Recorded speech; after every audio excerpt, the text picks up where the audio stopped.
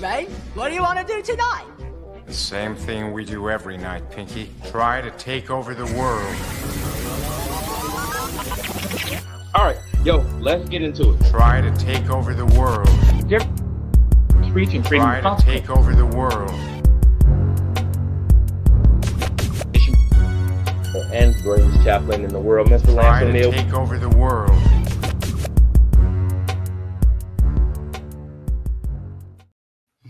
Yo, it is Sunday evening and we are back. Holy scamolas, we have a show for you guys. What up, world?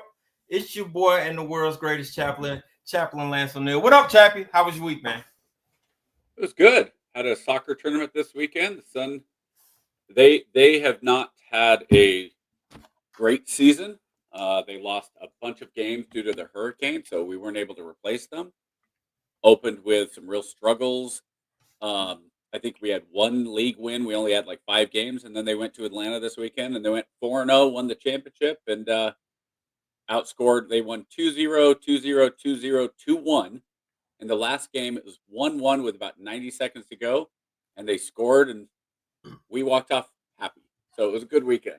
That's what's up, man. I am, my week was all right, man. I am lost in these projects, trying to get them out by the end of the year, man. So things have been a little blurry around here. I don't know which way is up. Wife went out and did another marathon. She just finished I know, right? She just finished the women's marathon in Savannah this weekend. So big ups to her. I think that's like her 18th marathon or something. So yeah, she's killing it, man. She went from How do you know it was the women's marathon? I'm curious. No, it's they do it every year. It's just women's thing. I don't know, man. It's this all women's marathon down in Savannah. She went down there and volunteered and supported, man. So shout out to her for knocking out. She's becoming quite the marathoner. So I'm proud of her, man. She's collecting marathon medals like Thanos collect Infinity Stones at this point, man. So you know. I can't do nothing but show nothing but mad respect for my wife, man. She's out kicking ass and taking names while I sit back and take care of the kids and and support the marathoner, man. Because what's up, Allie? How you doing, girl? Hey, we got to get you back on the show, man. Better her than me, I'll tell you that is in terms of running marathons. Yeah, that is definitely past me, man. All right, so we got a lot going on. Let's see. This week has been bananas. Trump is definitely he's definitely stirring the pot a little bit. Biden is finally giving Ukraine some I guess giving the people what they want, right? That could be the theme of the week. Giving the people what they want on both sides, from the incoming POTUS and the outgoing POTUS. Everybody's trying to placate everybody, right? You got the current administration is doing their best to trying to Trump-proof the government, and the incoming POTUS is doing his best to prep the battlefield so that he can come in and have a smooth transition. So, hell, man, let's say we get to it. You ready? Oh, yeah. We are going to talk about what I have deemed the chaos cabinet, and I am going to I got to bring up the picture, man. This cabinet is interesting, I guess, is the best way we can describe it. I don't know how other way to describe it, man. It is it's bananas. BANAS, bananas. What it lacks in experience, it definitely makes up in character. Where did it go? All right, let me get it popped up. There we go. Can you see those guys? Can you see where we are? You're gonna have to. I think it's better if you can zoom in. If you can zoom in row by row. I don't know if you're going to be able to do that. Let me see. I might be able to stop my screen and kind of bring it in. If I present it a different way, might be able to bring it in a different way. Hold on a sec. Let me see. I mean, part of it, and if not, it's just we can go by name to some degree. I mean, some of them are, it's like, we don't need to talk about it. I think there's 2 or 3 4, maybe 5 that we really. Oh, there's quite a few that are questionable. Okay, so let's go with that then. Which one for you, and I think I already know, but which one for you is the most questionable? Most questionable? Sure. Oh, shit. Most questionable. I don't think I have a most questionable. Every time I thought I'd get to a point to you gotta be shitting me, he surprises me with a new one. Like this is the most unbelievable. Like, who is the last person you could possibly think would fill that role? And then Trump's like, gotcha, bitch. Like, I never in my life, like, we joked about Robert Kennedy being the director of Health and Human Services. And I thought that was going to happen. I wasn't surprised by that at all. This is a no shit, hold my beer moment. Here you go.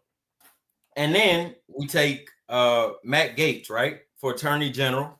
And we say, oh, yeah, hey, man, you know what? That's a perfect spot for you. It just fits, right? I mean, pick a spot, man. You got Doug Collins is decent. I mean, I don't want to shit on all his picks. Like, there's a few picks where I'm like, okay, these people are halfway decent human beings. They may be okay, but for the most part, man. Okay, let's go through a few then. I just got the list up, and that way you have your list, and all I did was go on to it's New York Mag, right? That's fine. We can definitely go. And some of them might be just like, that's fine. Let's move on. For Secretary of State, Marco Rubio.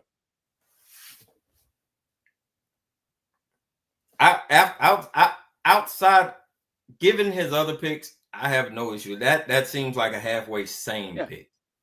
But he's got the Cuban background. He's been a senator for a long time. Probably the biggest thing he kind of had going against him was that he stood up to Trump in 2016. So bygones. The only thing Marco Rubio has is going against him in that position. But then again, he doesn't even have that. Like I said, that's more of his same picks. Like, I don't have like him, the position of he's in. Like I said, I had another one. Well, it's not on here. Where is it? I think it was the EPA position, which isn't on my screen. But yeah, there's a couple. Let's see if it comes up on that. So what the New Yorker says, or it's New York Magazine. So again, not exactly a conservative magazine. As far as Rubio, so it says potential issues for Rubio. Rubio is known for his hawkish positions, particularly on China, Cuba, Iran, Venezuela. But the Washington Post notes he's generated bipartisan acclaim and might be Trump's most conventional pick. So, yeah, good with that one. Right. Okay. And then we get right into this is going to be fun. Pete Hegseth, Secretary of Defense, former Bronze Star winner as a major. But, if you're a major and you're downrange or a captain, unless you're in my unit, you're pretty much guaranteed a Bronze Star if you're a captain. I got into a very interesting conversation, and I've been doing my best I've been trying my best not to get into arguments with people on social media. But I've been trying to really channel and reserve my energy, right? And I got into a discussion with this gentleman who, I'll call him. Me, was it? No. This was a patriot. This was a patriot who was telling me how excited he was about the Hegseth pick and Hegseth pick and how he was a captain and he got 2 Bronze Stars and I'll take him over a general any day of the week. And I'm trying to explain to him like, hey, I understand. A Bronze Star is a great award to have, and it's a prestigious award. But please understand, he does not have the experience to be the defense secretary. Okay, and I hear you, right? I'm all for chaos. I've told you several times. The government needs shaking up. We are in agreement. I will not disagree. But what you cannot do is you cannot just put people in a position just for the sake of putting people in a fucking position. That is, I don't think that's what it was. That is insane.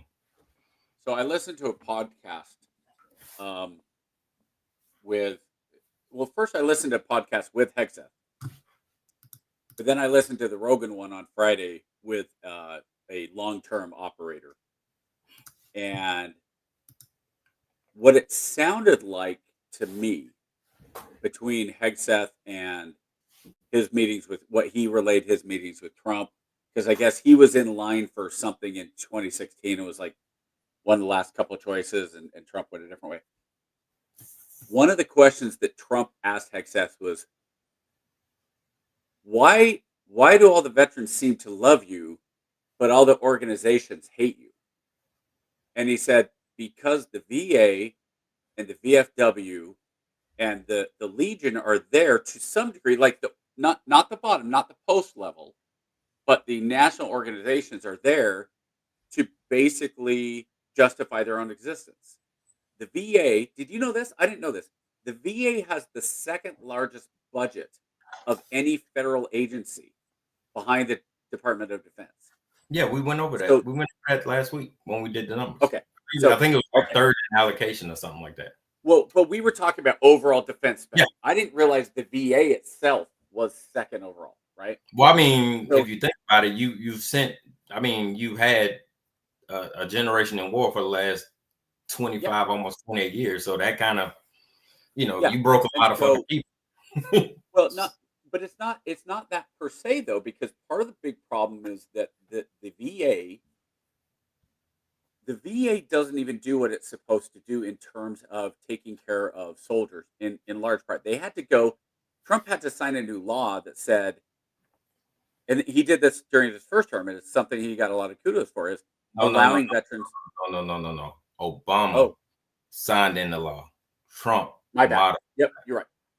So Trump passed that you could fire federal employees, including the VA. It was supposed to make it easier to fire people. So you're right. It was Obama's first one. That's right. And then that's been basically ignored. So what Hegseth was saying, in large part, was that you need to have a house cleaning at the VA and these high up organizations, because they are there to justify their own existence. Mm-hmm. And where the veterans are down low, they're not getting taken care of the way they need to. So the chaos, and a lot of this is going to be the case with the chaos theory, is that how much of this is people need to, and is Trump truly going to hold people accountable this time? So if Hegseth goes in, and the worst thing that Hegseth does is he goes in and he gets 25% of senior management fired or cut and forced to retire, and 25% of middle management, and they have to replace them with people who actually are fighting to do the job or are moved up because of meritocracy. Cool. But that's not the role of that's the biggest issue I got. Right. No, and I get that. You just spent a whole 10 minutes talking about something that has absolutely nothing to do with the defense secretary. So, which is great, because Hegseth could be great in that role, but that's not a defense secretary's role. Hold on. But what I'm saying is, if the VA, if that's what happens with the VA, whoever the VA, let's say he was named VA, if the same role is done with the DOD, and you're able to do the same thing, you're able to get rid of those 25% of generals that have bought into the feelings and now I know you can roll your eyes all you want, KJ. You've been out long enough. I've seen it happen. I cannot tell you how many soldiers. You would be amazed how much has changed in the 5, 6, 7 years you've been out. It is, dude, it is unrecognizable. It is unbelievable that I've said this before. We had a special forces colonel come in to one of my classes, and they asked, what do you, what's going on? What do you think? Blah, blah, blah. But the line he brought up on his own was, while we're worried about how our soldiers are feeling, the Chinese are worried about killing Americans. And we've gotten away from that. It is more about, and at DEI, and no, it's not DEI. It's not, but there is in the military, there is this idea of, it might have been Hegseth that said this. The dumbest thing I've heard in a long time, and I thought this was an interesting way of putting it. Our diversity is our strength. And that's something you see in the military. And he's like, it's supposed to be our unity is our strength. What happened to, hey, we all wear green? We've gotten away from that in the military. That is not the case anymore. And if that's something that the cultural change needs to come from by some just gung-ho ideology, idealist that's going to come in and shake up the Pentagon, so people are going to go, you know what? You're going to get promoted based on meritocracy, and we're going to actually try to take care of soldiers, and we're going to get back to doing what the military is supposed to do, which is breaking things and killing people. Cool. Will he succeed? I don't know. It's bullshit. I don't buy it. I don't buy it. You don't have to. We'll find out. That's what I'm saying. I mean, that y'all do. It's that same bullshit. You're running that same game. That same. We talk about this same equality bullshit. Because y'all run it. It's the same lie we tell each other all over again, right? Oh, the best man or win or this, that, and the other. And we're all green, right? We're all green. We're all green. And the first thing they say is, oh, well, women can't fight in combat zones. Well, last time I checked, the combat zone is 360. It's a 360-degree combat space. The bullets. That's not what was. Hold on. Oh, that came out of his mouth directly. Context, KJ. How much context you need to say? How much context you need to say that putting women on the front lines made us less lethal? What he was saying was, if you have women in submarines, one woman, a handful of women in a nuclear submarine with a whole bunch of dudes, you're gonna have pregnant women. If you have a few women in infantry units that are going in and banging doors, you could potentially have problems. He's not saying you can't have combat fighters. Pilots are. There's lots of women to kick ass. There's field artillery. Look, you and I field artillery unit. There's a potential. You and I field artillery unit. But think about field artillery. That's battle, right? That's combat. Is there any problem with a female being back calling for fire? No, of course not. How many women were loading the guns, KJ? When I got out, we had plenty of women. We had 6 in the unit when I retired. Out of how many? Well, we had 600 in the battalion. Yeah. So you had a handful, and I'm not saying you shouldn't. And those are roles that can happen. That's fine if you could do the job. The difference is up front going into battle. I think that's what he was saying. There we go. We try to plug in and play what we think they're saying, and we're not listening to what they're actually saying. We got to get past the point of trying to put in what they're saying and listen to what they're actually saying. Because what they're actually saying is what I don't trust that the media is reporting what he actually said. Hell, it came out of his mouth. We don't have to interpret what somebody says when they tell you what to say. I had a friend say, "You can't gaslight me. I saw Trump say there were good people on both sides of this." And I had to send him the clip and say, "Here's what Trump actually said. Here's the context. Here's what's going on." So if you go in, and I haven't, so you could absolutely be 100% right. If he was saying, look, and there's two parts of this. One is he said this 5-6 years ago, I believe is where the quote's coming from. Or did he say it in the book? Like, the other side of it is, could there be evolution? Could he be convinced to say, hey, look, because I think what he said in the podcast I was watching, he said, look, we need to go back to the physical fitness test that you do twice a year. The first one, you need to everybody pass, and you can have gender specific. That's fine. And the second one needs to be MOS specific. So I'm with you. Look, if a woman can do the job, I couldn't care less. Do I think it makes more sense in a forward infantry unit? But at the same time, look at some of the arguments you've had recently in terms of like selective service. Should women be in the draft? I don't know. I don't really think they should be. I don't have any problem any woman who wants to volunteer and serve. Do I think women should be in a draft? Would I have a problem? Would I have a bigger problem with my daughter being drafted than my son? Yeah, I would. So, what was that? The video. Lower. Okay. Like, do you want your daughter drafted? I don't. At this point, I wouldn't want my son drafted. I don't trust this administration for either one of them, honestly. I just don't. I don't feel. But you would have trusted a Harris administration for the military? I wouldn't trust them either.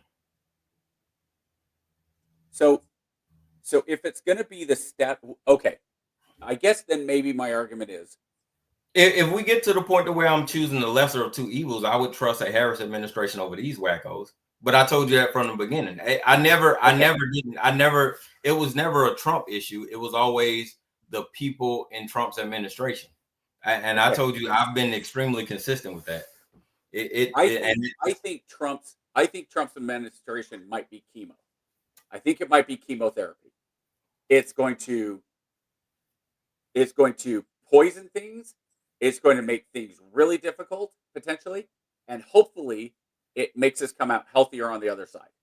I don't know how sick it's going to make us. It might not. Some people get affected by chemo more than others. But I think the way we've been going, this country, we have cancer.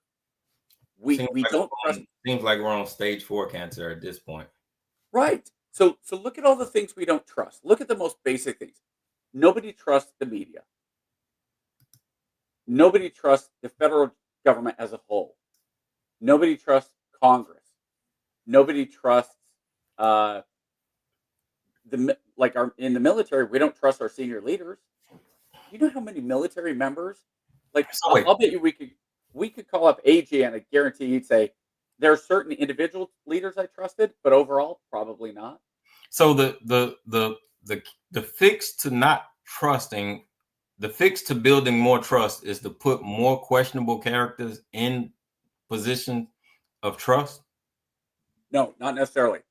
Okay, so if you have, and this goes with Matt. Wait a minute, but I want to make sense. So no, I'm telling you, we don't trust the government. Wait, we don't trust the government, right? And I'm gonna give you a prime example, right? Like I don't trust. Let's say the justice system, right? Say I'm jaded by the justice system. I don't trust the justice system, right? Mm-hmm. And I am supposed to believe that a Matt Gaetz Attorney General Matt Gaetz, who's going to go in and clean out the Justice Department, right? Mm-hmm. When he's under investigation, right? He is facing a ethics probe by a bipartisan Congress. And you're going to tell me that I am to trust that he has my best interest at heart? Or I'm supposed to trust, oh, wait a minute, I'm not done yet. I'm supposed to trust the Secretary of Defense from a guy with a questionable past. And I'm supposed to sit back and be like, oh, well, he's evolved enough now to the point to where, oh, maybe he gave it right this time. Like, this does not build or instill trust. You don't instill trust from a questionable government by placing more crooks or inexperienced people in positions of power. That's the opposite of building trust. That's like saying like we had a whole 3-week discussion on affirmative action in the Constitution, right? And how we talked about we believe in the best person and the most equitable person and removing the glass ceiling. We talked about this. We talked about this extensively, right? And then we go back and we look at this cabinet, right? And you look at this cabinet and you look at the experience and you look at the resumes of these people, and none of these people have experience for these positions. And nobody says, hey, well, that's a problem. We say, you know what? This is what this country needs. More nepotism. Good for you. This is exactly what we need. Put everybody in position, even though they don't deserve it. May the best man win. And we're past this. This is why we don't need affirmative action. This is why we should get rid of DEI. This is why we should get rid of affirmative action, because the best man will always find his way to the top. You're conflating two different things here. I'm conflating all of them at the same time because it's the same issue over and over. It's cyclic, my brother. It's cyclic. If you look, so have you seen the Babylon Bee had something that said the Biden administration calls the Trump nominees weird, and it has a picture of the transgender admiral, the person that was working on the in the nuclear procurement or whatever nuclear. He's the bald headed guy that wears the bright red lipstick and dresses, and he was stealing luggage. So there's a point of that. So I think that when you say something like the questionable things about Gates, or I'm sorry, about Hegseth, you and I have had conversations. If somebody came to you and said, "Hey, KJ, we're interviewing Chaplin for a position, but these things we know about these investigations. They're kind of questionable. What should we do? I mean, can you shine some light? You know what's been said about me. I do. You know the situations. I can flat out show you the paperwork, but somebody who doesn't know how this stuff goes and how the smear campaigns go and just the allegations of guilty, you are guilty unless, even if proven innocent in the military. You're right. And so now, again, hold on. Go ahead. Because you asked a question earlier about you put untrustworthy people in. How's that supposed to regain trust? And let me, there's something really important about this. Yep. What we've heard from the FBI, from the DOJ, from a couple other departments, cabinet departments, is along the lines of, if this nominee is put into place, there will be mass quittings by, let's say, justice. Lots of lawyers have said, lots of the DOJ lawyers have said, if Matt Gaetz is put into, if he's confirmed by the Senate, you're going to have mass quittings. To that, I say, good. If you are quitting, because I don't believe it's on ethical terms. I don't think it's like, oh, well, Matt Gaetz is under investigation. Because, look, I'm not defending Matt Gaetz himself. Okay, I'm really not. I'm saying if somebody is going to say, I don't agree with that person to be nominated and put in, I'm out. Not because I don't think he's. They're not saying, AJ, they're not saying it's because he's not qualified. No, that's exactly what they're saying. Some are. Oh, and here's Lance, where the the fail-safe. Listen, it's not. I would agree with you if it was. I would agree with you if it was just Democrats, right? If it was just Democrats saying, "Hey, this guy unethical," but you have Republicans. You have Republicans who are telling you there's no way in hell this guy should be anywhere near. Then you don't need to worry about it. That's the check. Look, why I'm saying that is that's part of the checks and balances, right? It's supposed to be confirmed by the Senate. Oh, wow, man. Aren't they supposed to be confirmed by the Senate? And if they come in and I heard somebody, this is my favorite one. Trump playing 4D chess. Because the idea is Matt Gaetz, I don't think this is true. I think this is ridiculous, but I had to laugh when I read it.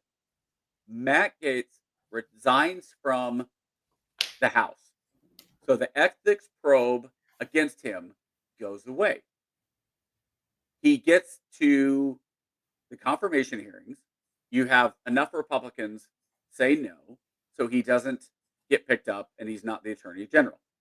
In the meantime, potentially and hopefully, you have those uber political people in the DOJ quit or reveal themselves.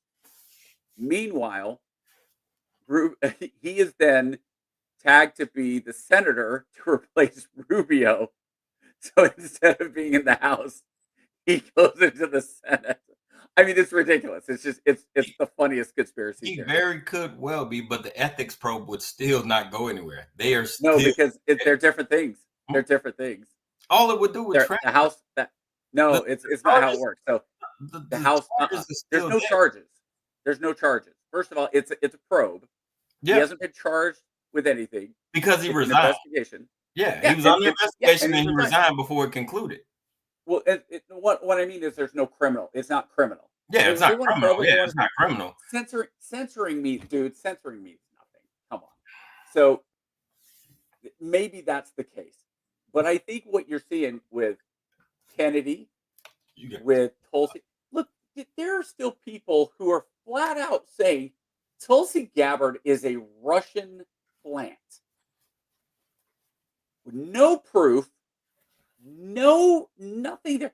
All Tulsi Gabbard has done is spit in the eye of people who were politicians and needed to be called out on the Democratic side, and she got kicked out of the tent. Right? That's all she did. She's like, "Well, this isn't right." Kamala was saying these Oh things no, during the debate. she didn't get kicked out of the tent. Let's not. Oh yes, KJ. No, Yes, she No, did. she took her She ball. immediately got removed from the debates. She took her ball and she ran away. She did not get kicked out. She took her ball and What she left. they said you are not going to be on the big debate stage. They kicked her out, and at that point she said, "Well, then F you too." Well, that wasn't. I mean, the rules are the rules. She wasn't polling. She didn't get the polling. I mean, they were playing hard, soft and fast with those rules. I mean, hold on. I don't disagree that they were, but I'm just telling you that it's what it is. That's it. So look, Matt Gaetz might be a piece of shit. I don't know. I know the accusation against him is he had a relationship with a 17-year-old.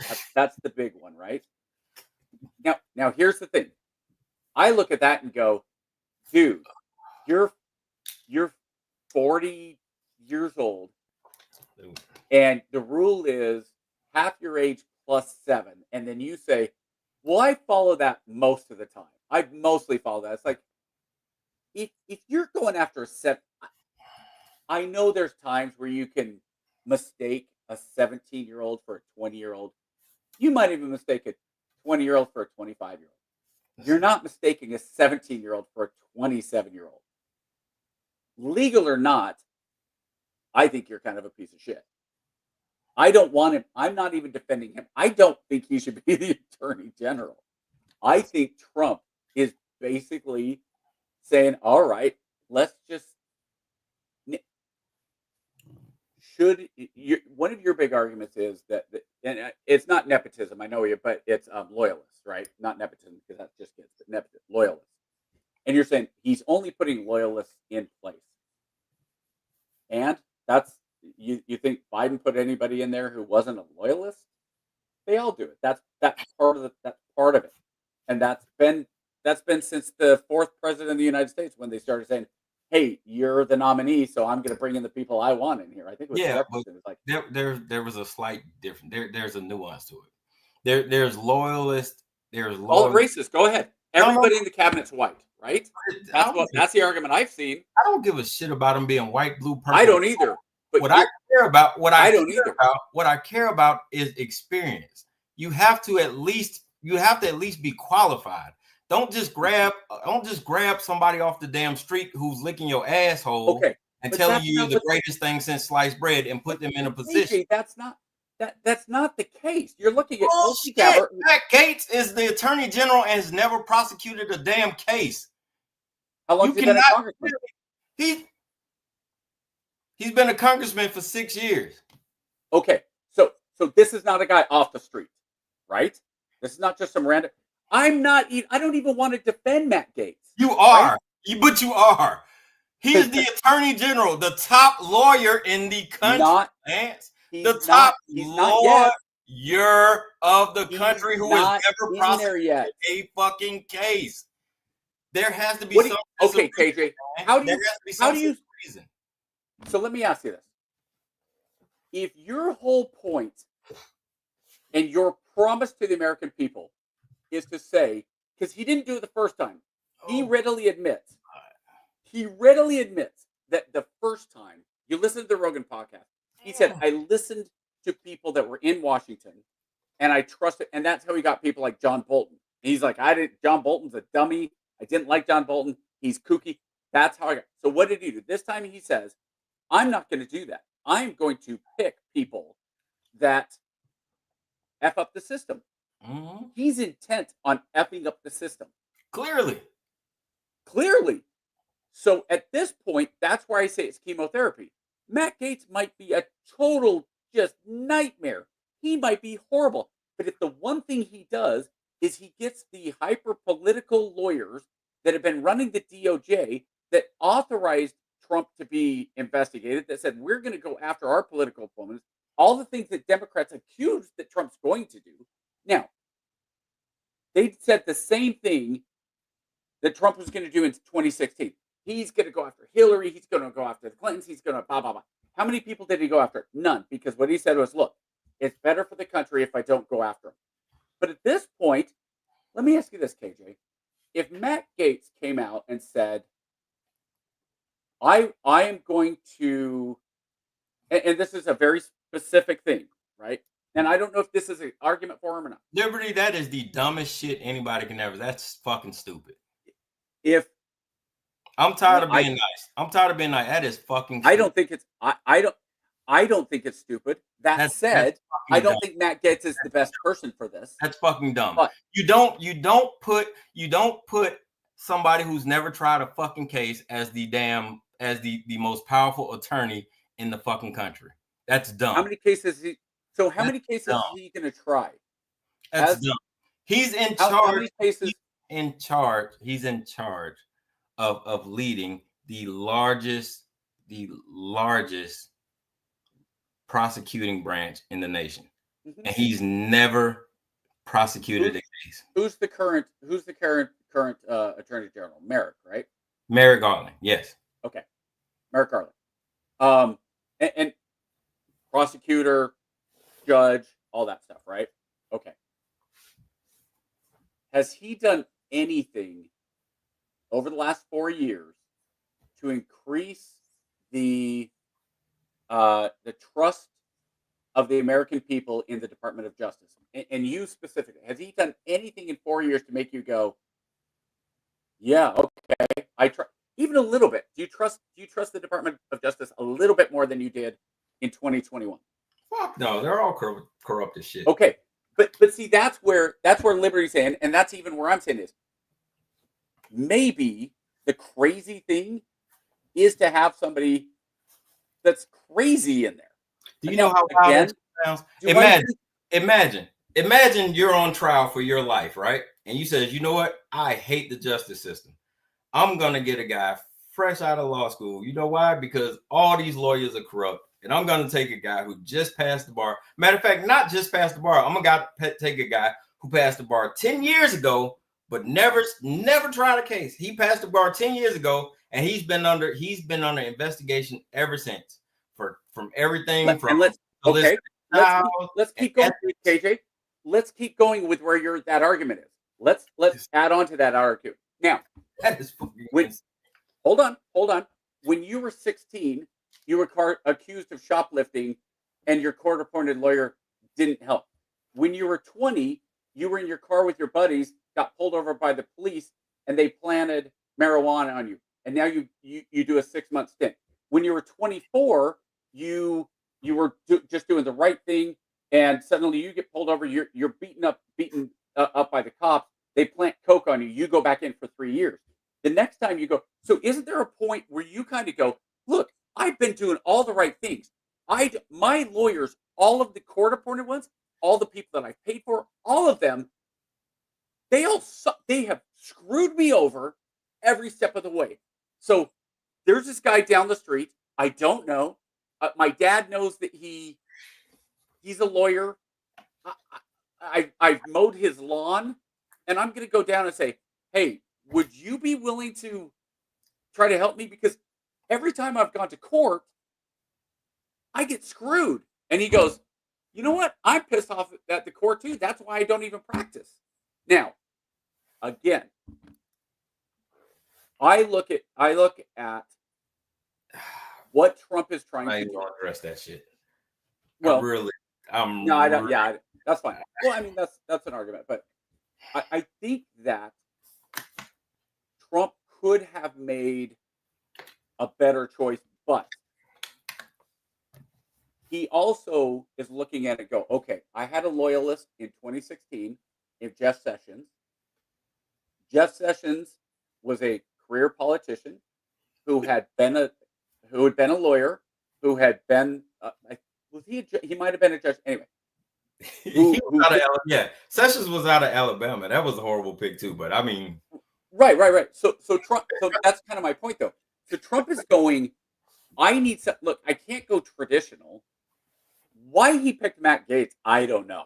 Like that, the Hedseth one, I kind of get just because some people. I think last administration, the people were pushed on him. This administration, he's like, no. I'm gonna pick the people I'm comfortable with. Absolutely. And I get it. And as a president, he has the right to do that. Yeah, he absolutely has the right. I mean, that's what you win the votes for. Yeah. But so this, I mean, like I said, it's his right. It is. So if and again, I look at it and go, I understand Trump stirring the pot. I understand him saying we have to do something to blow it up. If Matt Gaetz blows it up, maybe that's a good thing. Like personally, I think the blow up needs to start with Congress. I think metaphorically, everybody, we're talking about metaphorically blowing up Congress. Just to be real clear, real quick. Once I said that, I was like, hey, let's turn that into a yeah, like that's definitely gonna be the clip. Blow up Congress. But I would rather have these crazy out, not even left field. Let's try out of the stadium. Well, right, no, and that's what I mean. It's insane. This isn't out of the stadium. This is like down the street, down at the Pizza Hut, 4 miles away.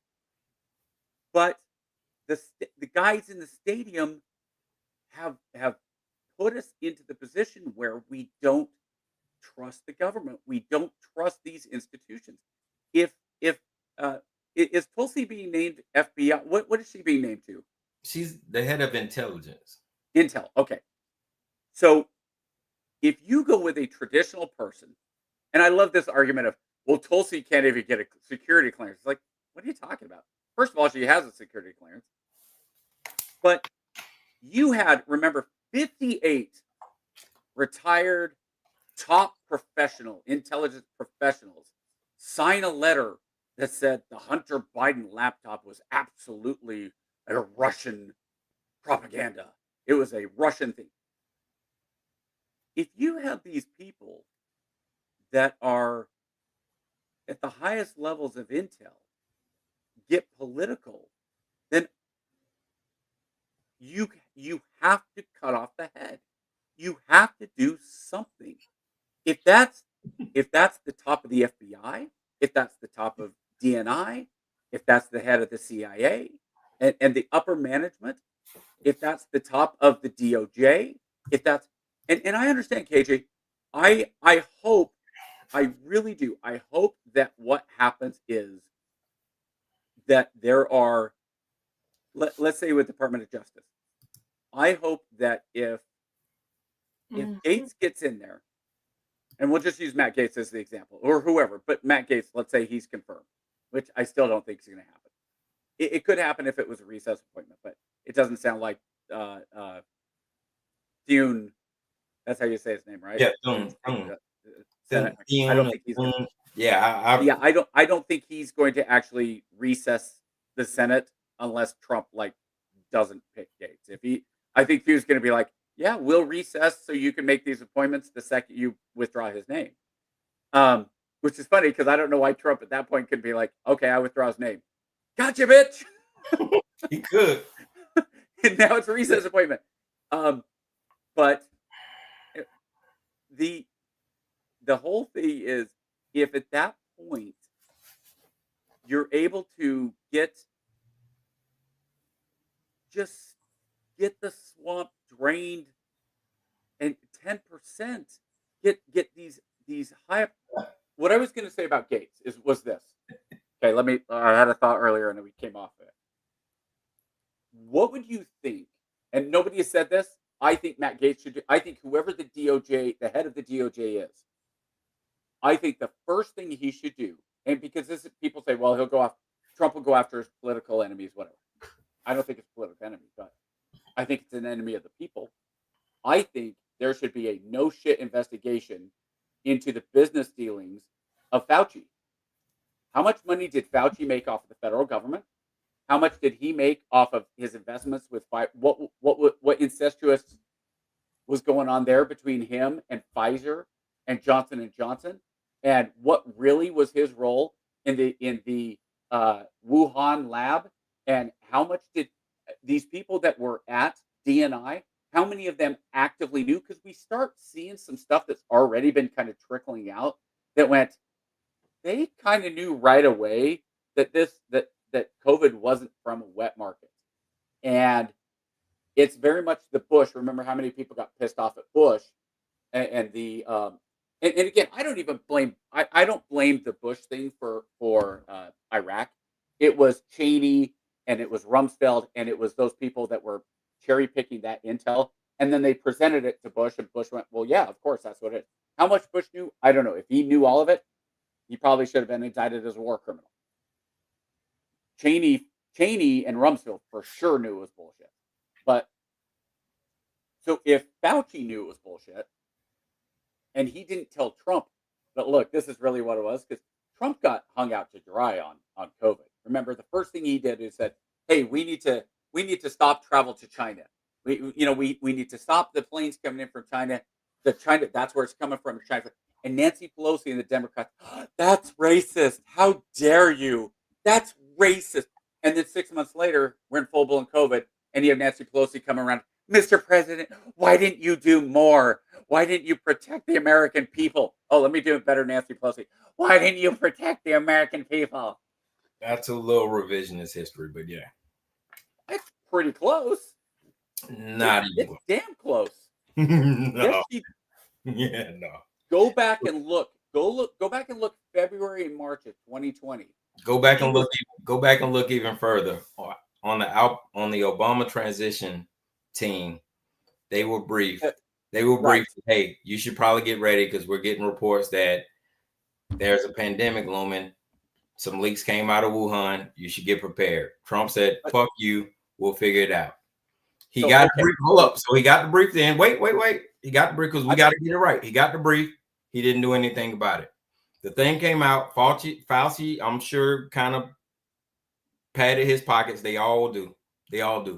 So this is in no way defending those guys at all, right? But when he finally found out that, hey, this is probably a big deal, the first thing Trump said was, oh, it'll blow over, right? We're not going to shut down. We're going to let it rock. It'll blow over, right? So which would have been the right call. He could would have been the right call. He could have nipped it in the butt immediately, but we didn't. How would he have nipped it in the butt? I don't know. I'm not privy to that information. That was an opportunity, but he didn't take advantage of it. Maybe it was misinformation. I don't know. So what I'm saying is, I think there's a little bit different there, because I understand what you're saying as far as Trump did shut down that the pandemic squad. Let's call it. I know there was a phrase for it. He did. It was all prep. It was all prep before it got blown up. And Trump was like, "Nah, we killing all of that." So I mean, there was opportunities to stop it before it started. So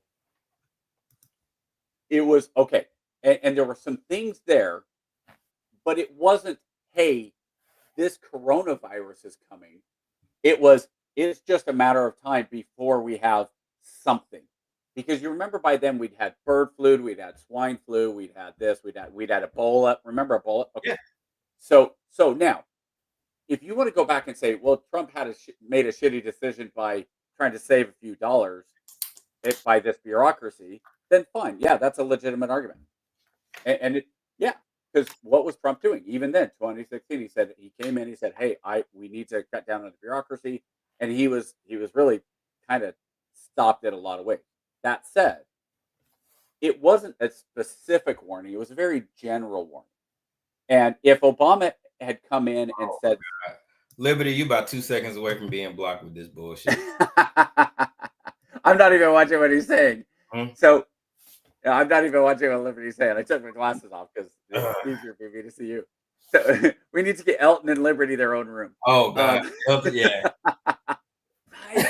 So, so I look at a lot of this stuff, and JJ, I know where you're coming from, right? I understand. There's like you said, you're worried about the cabinet being crazy, and so like, okay, what Liberty just said about RFK is an interesting thing, right? So part of the problem is on my side, and Dems do this too on their side, is that you look at somebody like RFK Jr. and say, look at all the good points RFK Jr. is making. We've gone from 3 vaccines 70 years ago to 70 vaccines today. And people say we don't have 70, it's only 8. But if you start breaking down, like in one shot, there's like 8 different things in that one shot. So exponentially, it's exploded, right? And we need somebody who's going to come in and say, no more food coloring and no more, fall additives and all this stuff. And it's a great idea. Mm-hmm. But the other side of that is it doesn't matter. First of all, you can't make McDonald's healthy, no matter what you do. You can't make McDonald's food healthy. You can tell McDonald's, hey, you need to, you can have no more than 8 milligrams of salt on your fries. You need to eliminate, and I would hope he doesn't do this, but you need to eliminate soda from all McDonald's restaurants. You have to get rid of the preservative that keeps the buns from going bad in 3 days. There you go, the buns. the preservatives in the buns. The problem with all of that is, at the same time, the American people are still going to choose to eat at McDonald's. And not only eat at McDonald's, eat too much at McDonald's. If you go in and you have a Big Mac and a medium fry, that's somewhere around 900 to 1,000 calories for one meal. It's not healthy. You can't legislate obesity out of, and so JFK or RFK Jr. RFK Jr.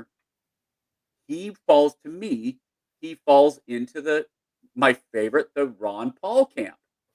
He has 10 ideas, 9 of them are great, and the 10th one is let's get rid of the letter N. I'd say like 4 are great and 6 are batshit crazy. Listen, okay. So you're gonna tell me one more real quick about what Liberty said, and then I'll go. Go ahead. He's a great communicator. RFK, just real quick, I want to laugh at that line. RFK will be a communicator.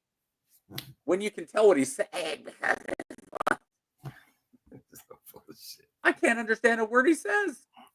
Listen, I get it. Your team won, right? And had Kabbalah won, I'd be on here champion for all their bullshit ass appointees too, right? No matter how cockamamie they'd be. So I get it. That, and I understand. But we got to call out the bullshit, right? Sure. This is at the end of the day, this is a capitalist society, right? You are not going to stop McDonald's from making money. You're not going to stop the farmers from putting pesticides on their crops and shrinking their profit margins. Stop the shit. It's cap. It's cap. To sit back and say we're going to make. What does that mean? What does its cap mean? Cap means you're lying. It's us. It cap means you're lying. You're not going to sit back.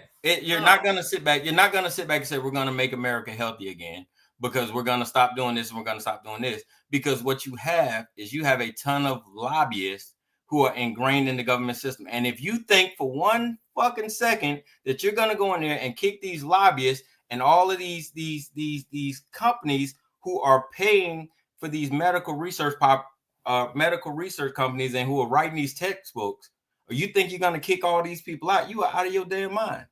can you legislate? Could you, if you wanted to, could you legislate lobbying out of the federal government, You out absolutely of the could. government? But here's the problem you're going to run And why into. don't they? Because And why don't they? here's the problem you're going to run into. If you start legislating lobbyists out, now you're getting into the pockets of the senators who are getting those kickbacks. And the senators aren't going to legislate their pocketbooks. While we're talking, put in Chappelle Show senators ads on suits. I think that'll bring it up. Hold on.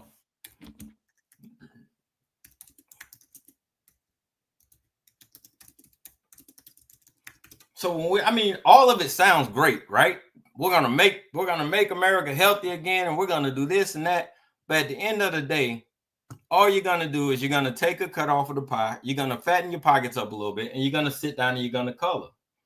Because that's what it's gonna boil down to. Anything outside of that is going against the capitalism that we champion. Yeah, absolutely. You want me to send you a link? Hold on, I'll get you a link. Hold on, let me get you a link. Oh, you're gonna have Liberty jump on? Yeah, no, you don't need the video. I'll just get you a link. Yeah. So I'm not finding it right now, but there's a Chappelle. There's a ad that Chappelle does it where all the Congress, they have all the logos like NASCAR on their suits. Yeah. They should absolutely have that. Like, personally, I think lobbyists, I think the way they do lobbyists is ridiculous. I think anybody that works for a department, let's just use the easiest one. If you work for the Department of Defense, especially with any responsibility for purchasing weapon systems or the like, you should not be allowed to be a lobbyist for a defense contractor for X amount of time. Personally, I think it should be 10 years. But that's not going to happen, though. Well, we also thought that Trump wouldn't be reelected, and we thought that Matt Gaetz wouldn't be nominated as Attorney General. No. So those are possibilities. We're talking about. You're talking about fundamentally changing the way we're doing business, and yeah, and I would, and again, it's like what Elton was saying. I think it was Elton last week when I said I would hope that we'd vote people in that are actually smart and qualified. Liberty, there really are very few, and there's if there are, nobody enforces them. You can basically become there's a few restrictions, like you can't be a lobbyist if you came out of the DOD procurement for 6 months or something like that. They're very, very limited. But what they do is they come in. Okay, so 3 years. Great. He had to wait for 3 years. Do you think that Chevron had that guy? What Liberty is saying is he's got a friend that California legislator that resigned had to wait 3 years to be a lobbyist for Chevron. Okay, but in those 3 years, Chevron can hire him. Chevron can pay him a crud load of money, and the entire time he can be quote unquote advising Chevron on who to talk to. He can say, "There you go." He made a mint. He can say, Chevron, if you talk to Mr. Smith down there in South Dakota, and you talk to Mr. Johnson, who's up in Maine, and you talk to Mr. Jones, who's in Georgia, those are 3 guys that if you go talk to them, they're the type of guys that will play ball if you were to, help them with their reelection campaign. Do you remember on Braveheart when William Wallace was getting ready to have one of the major battles, and they go charging in, and they had the 2 reserves. One of them was the cavalry on the right, and the other one was like the reserve of the infantry. And Wallace comes in and he says, send in the reinforcements. So the guy gets up and he waves the flag, and the leader of the cavalry takes his horse and turns and walks away with his horses. And then The other guy, he turns, and then the Scottish Duke, the Bruce, he comes in and he's talking to Longshanks, and he's like, what the heck, you know? And he said, well, you get things done. So and so, he cost a pretty penny. He cost a chest of treasure. The other guy turned for much less. And that's where, yeah, these guys, it's an entire, you talk about an entire system that need to be changed, KG, and I agree. And that's why I say I am hopeful that these crazy things make these type of changes. Do I think they will? Probably not. I think there's so. Liberty, I'm trying to get the code to you, brother. either. I'm trying to send it to you on the Twitch stream. Yeah, so KJ, keep doing that. That's fine. Yeah. So when we're talking about the craziness, I do think that there's going to be not only some benefits, I think there's going to be some serious unintended consequences that could be very, very painful. Do I think that any of them are going to be damaging to the country in a way that are unrecoverable? No, not really. Because I look at it kind of like the NCOs. If you take a unit and you say, we are going to go fight a war, and we're going to go to, I don't know, let's say the Middle East, and we're not going to give you the material you need. We're not going to give you the right planning that you need. We're not going to give you the right, I don't know, Humvees with the right armor that's done. What do the troops do? They get together and they figure it out. They weld stuff onto the bottom of their Humvees. They make their own plans, and they do the things that need to be done to be successful. I hope that America's like that. I hope that America, even if the leadership, because I think the leadership has been asleep at the wheel. I think Trump started in 2016, the idea. I'm curious, and it's a what if, the alternate universe theory. What if COVID doesn't hit? Then what? Is he reelected in 2020? Probably. Now where are we at? Because now there's no January 6th. Right. There's no Biden. I don't think Biden wins. I don't think Biden wins because you don't get those. You don't get that. I don't think so either. Yeah, but you don't get that extra 20. Does Trump extra 20? But in 2020, let's say Trump wins. You don't have Biden. Let's say Trump comes in second term. So you don't have January 6th. You have a third impeachment for something. You have somebody else make another impeachment. But Trump, I don't think at that point ever gets to the FU mode he's in now. And I understand the fear is FU mode is really going to hurt this country. This country needs a swift kick in the balls. I really think we need to get these politicians that, not even politicians, the bureaucrats that are, if you want to call them deep, deep state, you can. But is he not going to go video? No. Liberty, welcome, man. I wasn't prepared. Oh, what a win! Okay, next time I will do video. I'm not prepared. I look like crap. Listen, man. Listen. When I said you're gonna get blocked, man, I was talking in jest, brother. I wasn't taking it seriously. So we could argue and talk about a lot of stuff, but I want to just address the RFK thing. First of all, I thought he was a complete nut. I did. I didn't agree with him on the whole vaccination thing. I'm not anti-vax at all. And I've known of him for a long time. I've got a good friend who worked with him on his anti-vax stuff. And my good friend, I thought, was just going off the rails on that. I became interested in him when Trump chose him. Then I started listening to the guy. And if he goes pure anti-vax and has those batshit ideas that you're mentioning, I'll be the first to be against him. But if he comes out as communicator in chief, which I think he's an amazing communicator. And part of that is because of his voice. He's disabled to a certain extent. He got through to me. He was somebody that I gave no attention. And I'm very impressed with him now. The Maha idea, I think, is brilliant. If he is just a communicator in chief and says, look, these people are lying to you. Healthy at any weight has been a complete lie.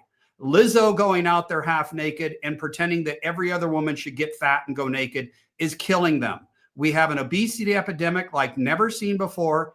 Diabetes, type 2 diabetes, and don't even say type 1 diabetes. I know that's different, is a complete, it's horrible. It's in children. Stuff like this has never happened. If we finally get some outsider to come in and say, hey, they've all been lying to you, your doctors, government, everyone, put down the donut, put down the ice cream or whatever Lance is eating. Put down the cookie dough? Yeah.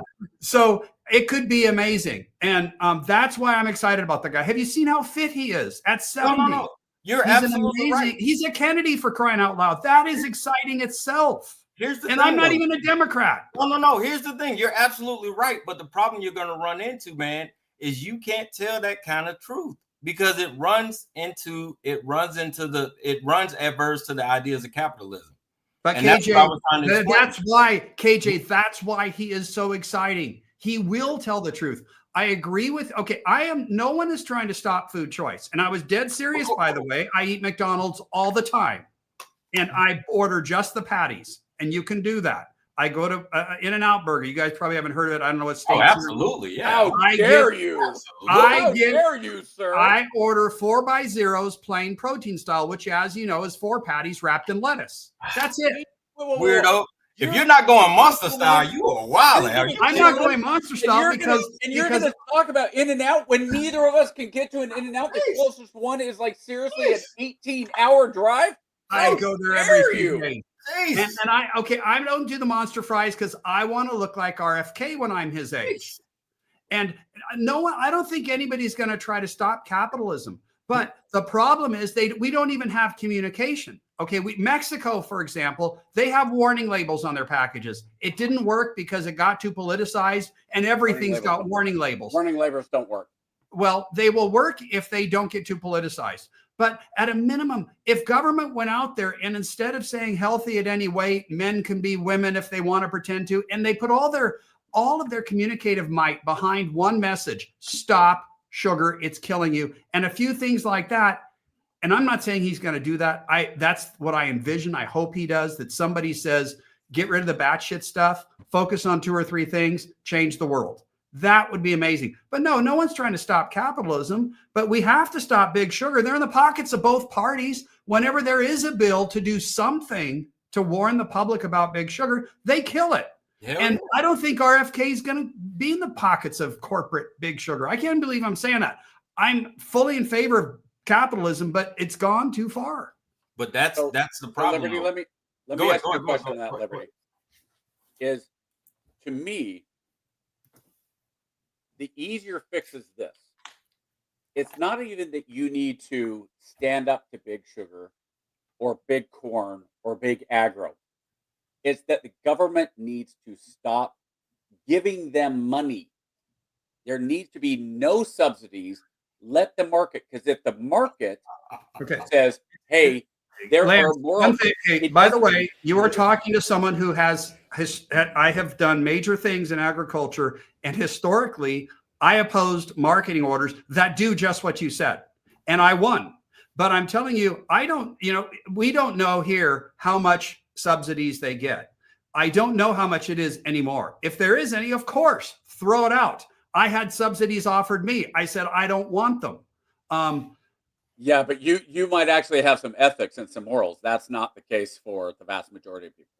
But I totally agree with you that subsidies should stop. But I think it's going to take more than that. I mean, once private equity and everybody else comes in and picks up the slack from the subsidies, they'll still have all the money. This is the most addictive product on the planet. Yeah. Every end cap in every store has Oreos, all this other stuff. People can't stop. Yeah, the corn syrup. Yeah. Yeah. And so it's going to be more. And we can't stop capitalism. I truly believe, and I don't mean to sound like a batshit crazy, I truly believe that 10, 20 years, we're going to be looking back at this last 100 years and say, it wasn't tobacco, it was sugar. That was the big problem. Oh, well, yeah. I assume you know this. Back in the 70s, the government was saying, well, look, we're looking at a potential obesity issue here. Which one do we tell everybody is bad? We can't really tell both because, I didn't know that. Yeah, good point. And they pick their poison. Is sugar bad or fat bad? But And they look said at it's what's bad. happening now. This healthy at any weight. You see these women all over the place gaining weight because they see Lizzo and all these other, and no one is saying to them, do you get it? First of all, you're not attractive. Second of all, you're killing yourselves. My favorite thing about the Lizzo thing is if you're gonna say, and this is nothing against Lizzo, but she's the easy target, right? If you're gonna say Lizzo is beautiful at whatever weight she is, then why do you get offended if I say you're starting to look like Lizzo? Good point. And now she's on Ozempic, even though she denies it. We know she is. But The juice. Everybody's on the juice. and as well they My should wife, be. you know what? If they You know what's can't funny stop about that? sugar. My wife started it, and she doesn't like it. It makes her feel kind of sick and queasy. So she's Mm. like, I don't think I'm going to keep going. But So- it's going to change the world. And I advocate it, even though I would never take it myself. I advocate it for those who are otherwise going to die because they can't stop the addiction. I have I'm no sorry. problem with I have no problem with pharmaceuticals helping people, but I have a problem with pharmaceuticals being forced on people, and I'm not anti-vax either. When the COVID vaccine came out, I took the COVID vaccine for one reason only, which was I knew the Army was going to require it. And I was like, it's coming, so I might as well take it now because, and sure enough, that's exactly what happened. But I did not allow any of my kids to get it. I didn't put any of them in line because I didn't like the idea of untested things. Yeah, our So- kids didn't get it either. Yeah, so RFK Jr. coming in and shaking up the Department of Health or FDA or whatever, that's where, to me, it doesn't. And this is the Matt Gaetz, the Hex, the heck, no, Hexeth. Hexeth. Can we just get a Smith and a Jones? Yeah, I don't like get back. Yeah, I'm not even sure how you say Gates. Is it Getz or Gates? Gate, but- Gate, Thune, like all these names. What do they say about black names? I need you to just get regular names. Why are you naming all these people these weird names? we need to get Key and Pill to do a whole government thing instead of the high school names. But, and they, by the way, that was brilliant because I have done some volunteer work in high schools. Some of the names, like legitimately, I'm like, it's Janae. It's like Jaynaie. It's like Janae. What? I mean, so, but I look at this whole thing, and I say the way we have gotten as a government, the trust that has been lost by the government. If a dose of crazy, I worry that, KG, let me ask you this, and maybe this, not even ask you, let me kind of capstone my thought on it. I'm really worried that the next 4 years, if this crazy doesn't work, this nation legitimately will not exist in a recognizable form within 50 years. I agree with you 100%. Go ahead. I'm sorry. No, you're good. You're good, Lip. So let's see. We have a president hell bent on revenge. We got a cabinet. We got a cabinet with no experience at the heads, whose sole purpose is to reform the departments that they have no experience in and don't know how they work. The only thing they know is they just gonna change it.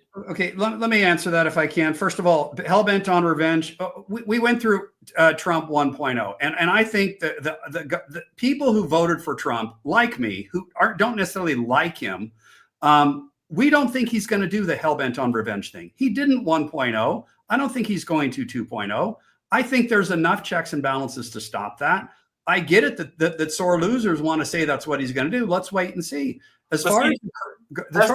But see, that's the thing. You guys think we're so losers, but we're really not. It's really just like, hey, man, we're cool with it. You guys won. Well, that's kind of let's see what he does. He's got a mandate. Wait, KJ, when we're talking, so this is my thought. I don't think the average Democrat is worried, right? You have to be really all kinds of crazy arrogant to think, well, now that Trump's in, he's going to come after me. So when you have people like on The View saying, Anna Navarro saying, Trump is going to come after me. Yeah, you're crazy, Anna Navarro. Trump doesn't like what you say. He doesn't give a crap about you, though. Now, at the same time, should Trump say, I think it's ridiculous that I was investigated for political purposes. So therefore, I think we ought to have an investigation into these political players that use the system to come after political appointments. So we need to have an investigation on that. I think that's fair. Those 58, if is it revenge to say the 58 intelligence individuals who signed the letter that said that was clearly Hunter Biden was Russian propaganda, the laptop was nothing. If Trump says, okay, you believe that, then you guys are either liars or you are so stupid that you thought that it was Russian propaganda. Take your pick. Either way, no security clearance. Right, fire them. It's no big deal to fire 58 workers in a change of administration. Just let them go. Get rid of them. I don't think he's going to go further than that. But then you're going to start this whole cycle of every administration we're firing guys. But that already happens. That already happens. We need that. That's there normal. Should be a massive turnover every 4 years. They often fire people. There's nothing wrong with that. Political appointees should be fired because they're political appointees. That's normal. It's not the staffers that get fired. And if a staffer knowingly lied for political reasons, not only do you fire them, prosecute them. Well, it's kind of hard to prosecute and lie when you got the man in charge lying. And right, and just fire and be done with it and move on with cutting $2 trillion out of the federal budget. That's what's important. And that's why we are excited. I was not an Elon supporter. I am now. I was never an RFK supporter. I wasn't a Trump supporter. I am now. I saw what happened for the last 4 years. Nightly news had the borders flung open intentionally. We all know it. Tens of thousands intentionally flooded in. And then Kamala tried to pretend she wasn't the border czar. We all knew she was. We saw what's going on with the overspending. It resulted in massive inflation. The grammar school in a rural area that I went to school in now has tampons in the boys' restrooms. Don't act like that's a small issue. Wall Street Journal themselves says that's a huge sleeper issue. Sure. We see men and women's sports. There's one party that wants tampons in boys' restrooms. There's one party that wants men and women's sports. That's the Democrats. They cut their own throat. Kamala ran a flawless campaign, in my opinion. Sure. She was a flawed candidate, but she ran a flawless campaign. She never stood a chance. Neither would Newsom. They were done. They cooked themselves. Sure. And I promise you get no argument from me.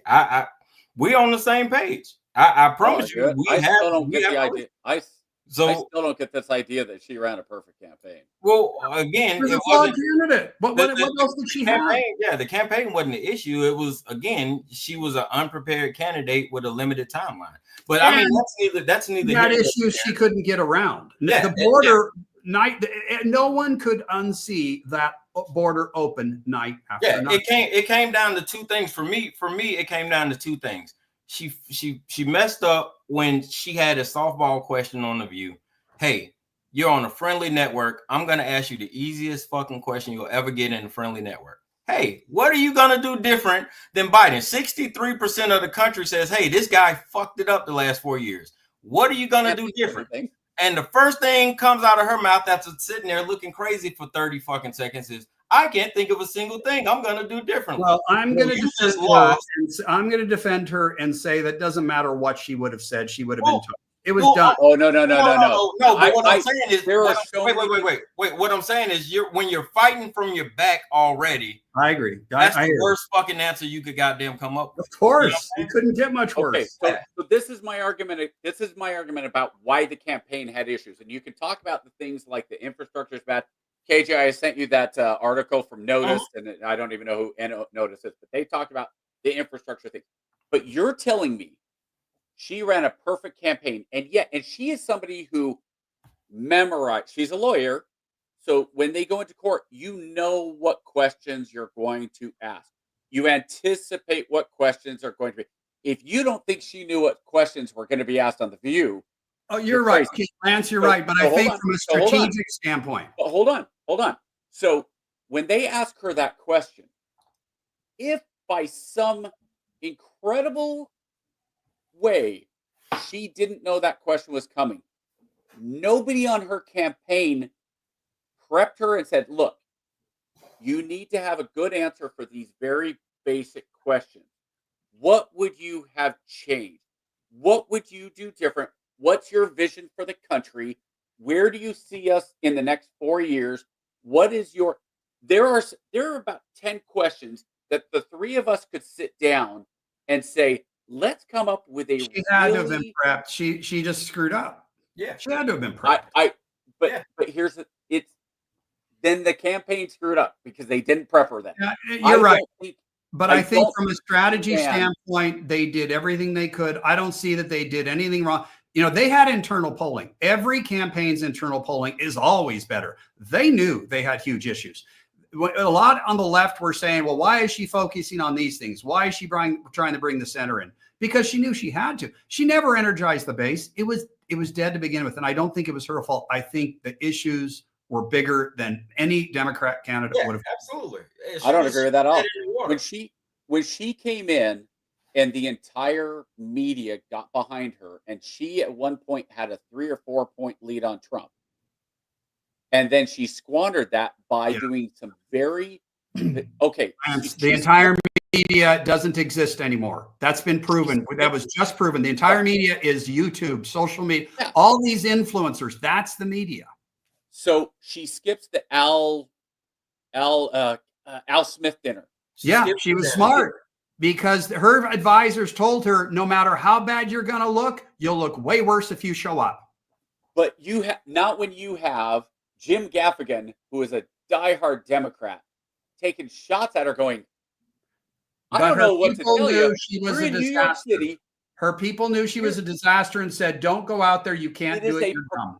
It doesn't matter. It is a prepared, you can read.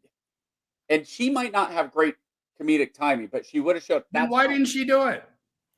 Because her advisors mistakes gave were her made. bad advice. Okay, but she went in and did a stupid Saturday Night Live style skit that she spent the time on it. And she went on and she spent $100,000 on building a set for some. What's the pod? Who's Your Daddy podcast? Oh, that's right. That was I've never dumb. seen that. Yeah. That was dumb. Well, they spread money all over the place. But she ran it. But she ran a perfect. That's where I look at that and I say they made such basic mistakes. When Trump went on to Rogan, and you can say, "God, we don't think Harris is going to be able to last for 2 or 3 hours." But let's say they're polling you. The polling was right, and they knew they were down 2 to 3 points. At that point, do they go, "Hey, we've got a week to go. Trump just went on. Vance just went on. We are going to lose." But they couldn't. You gotta go. There's no way she could withstand 10 minutes on Rogan. He'd rip her apart. I don't disagree. But She'd rip herself apart by just his questions. She wouldn't answer. Liberty, stop for a minute. The internal polling is already saying you are losing. You will lose. You don't go on Rogan, you will lose. No matter what, she was not going to. She was still going to get New York. She was still going to get California. She was still going to get those blue states that no matter what, doesn't matter. She could have come out and said, screw you, California. She still is getting California, okay? She could have come out and flat out said to the California people, you guys are crazy if you vote for me. She still would have won California. And by her then going, if the campaign at that point said, Madam Vice President, we're looking at the numbers. As is, you are losing. There is no way you can win. So the only thing we can think of is something that is so insane that you either lose, you're down by 3 points right now. You're either going to lose by 6 points, or you might just surprise everybody and kick ass. And if you do, maybe you still lose, but maybe it's 50-50 at that point. You're right. You're right. You're campaign, right. Yeah. If you're anybody, you say you have to go on Rogan. Well, I just think she had smart people that probably knew how inept she is and said, look, we know you have to, quote unquote, go on Rogan, but you can't because you're you. I gotta push back a little bit. Doesn't matter. Hold on. She's far from inept. The problem with the Harris, the problem with the Harris campaign is she was trying to be too many things to too many people. Everything to everyone. And she lost herself. If she'd have just ran an organic campaign and just let Kamala be Kamala, I think she'd have came off more. She'd have came off more organic. You're right. She would have been able to lose and go onto the speaking circuit and make a lot of money. But now probably no one would ever want her on the speaking circuit. She'll laugh all the way to the bank. Yeah. But that's neither here nor there, man. We good on that. Let's talk about this audit. So the Pentagon has failed their audit. Guys, I'm going to let you go. Thanks for letting me invade. Hey, thank you so very much, brother. Appreciate you. Thanks. Take care, guys. All right, man. Take care. So listen, the Pentagon has failed their audit for a recorded 7th year in a row. And they've never passed one. Yeah. So I don't know why it's been 7 years in a row, because they've never passed an audit. So this time, I mean, they're getting better. So they've only lost how many hundreds of billions this time? They've only been able to unaccount for $137 billion. Out of a what budget? Out of 867. So they've only been able to 137 20%. Only 20% of their budget's lost. Only. So we're getting better. We're getting better.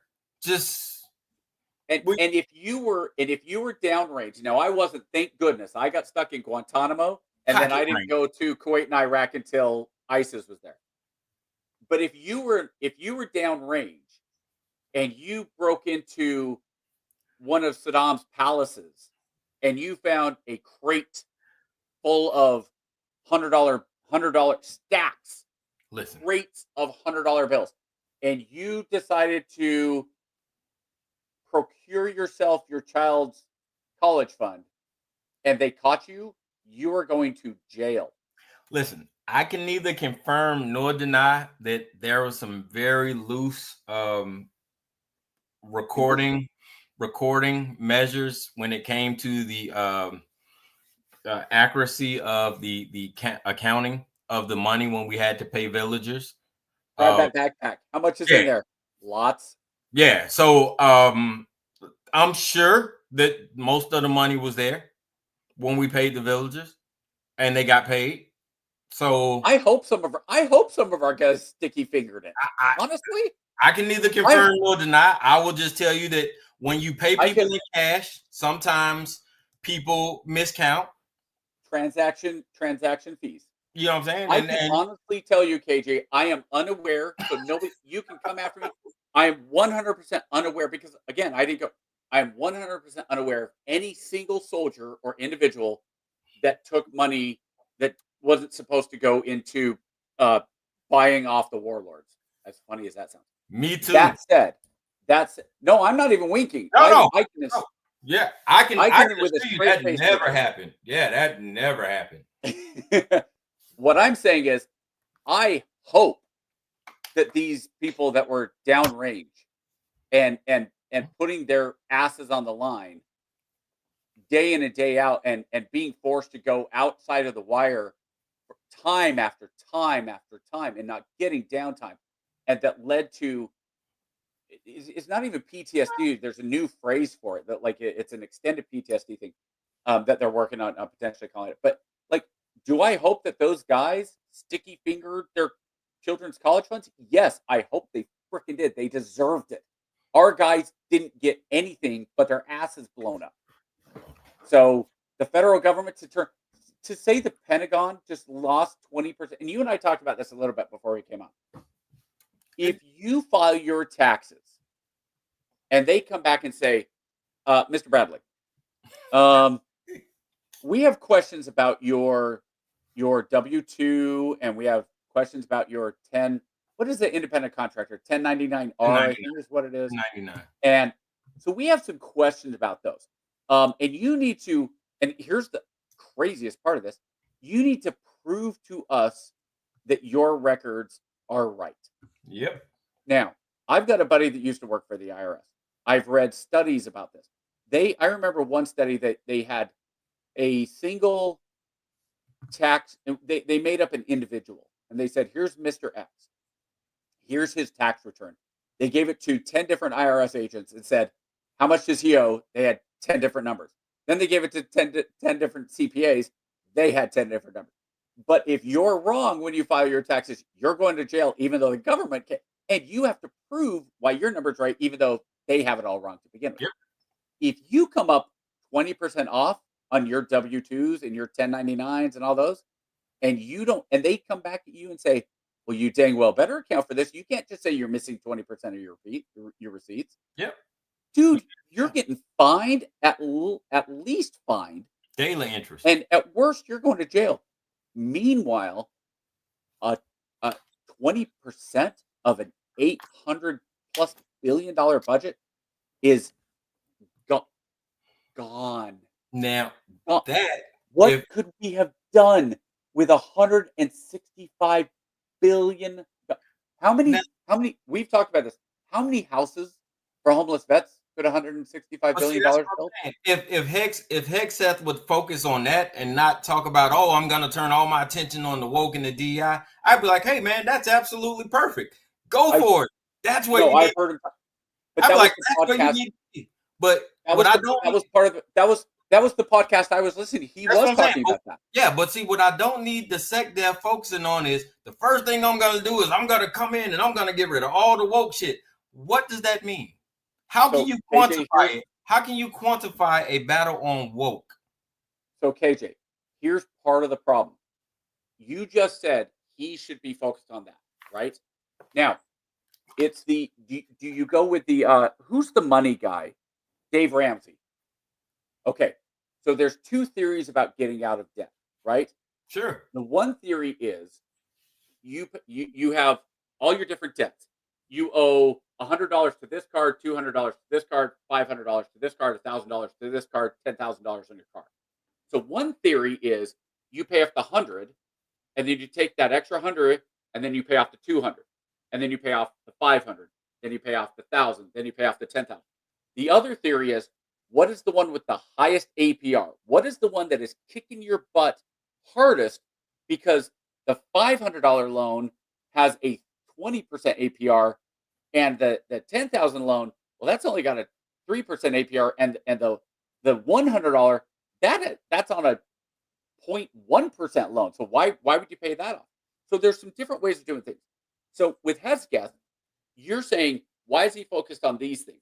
Now, I think because some of those things are kind of easy to do. Like you're going to say that the woke stuff. Hey, if it's as simple as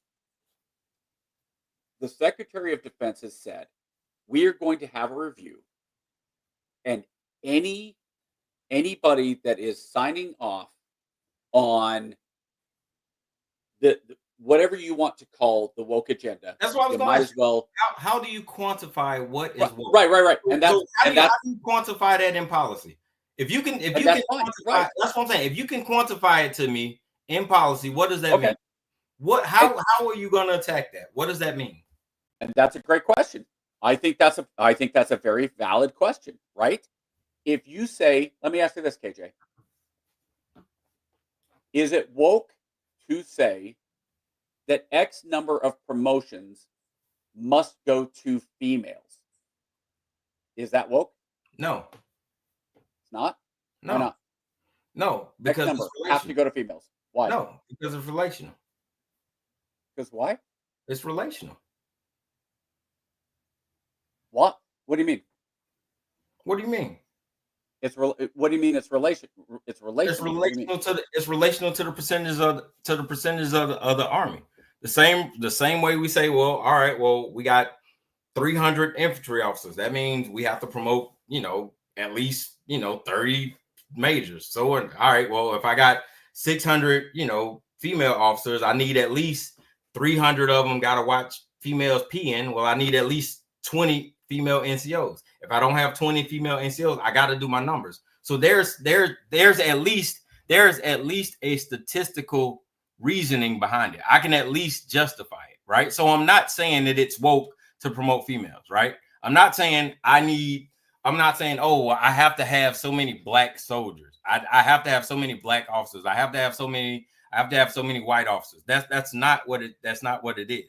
Would it be woke to say that though? Would it be woke to say X percentage of promotions have to be people of color?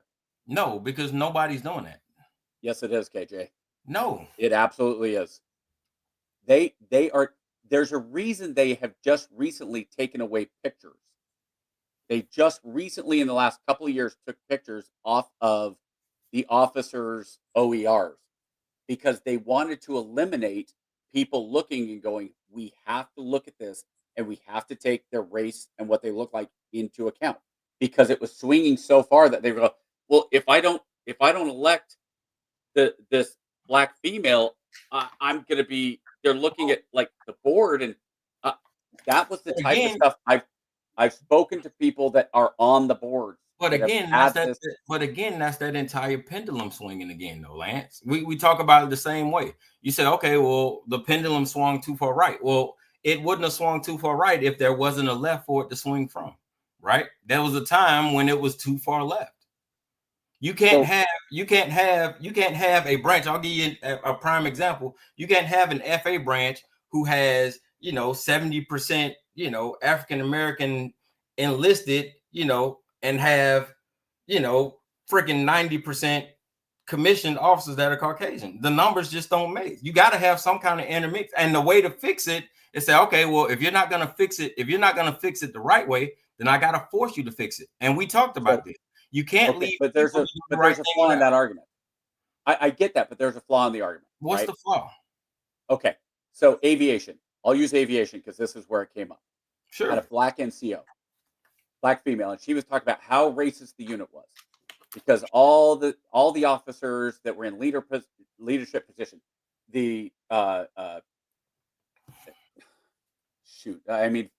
different. It's field artillery isn't brigade and battalion, and neither is aviation. It's regiment and squad and whatever, right? Sure. So all those positions were by males and were white, and there was like one black officer who was a major, and she's like, he's not even in a leadership position.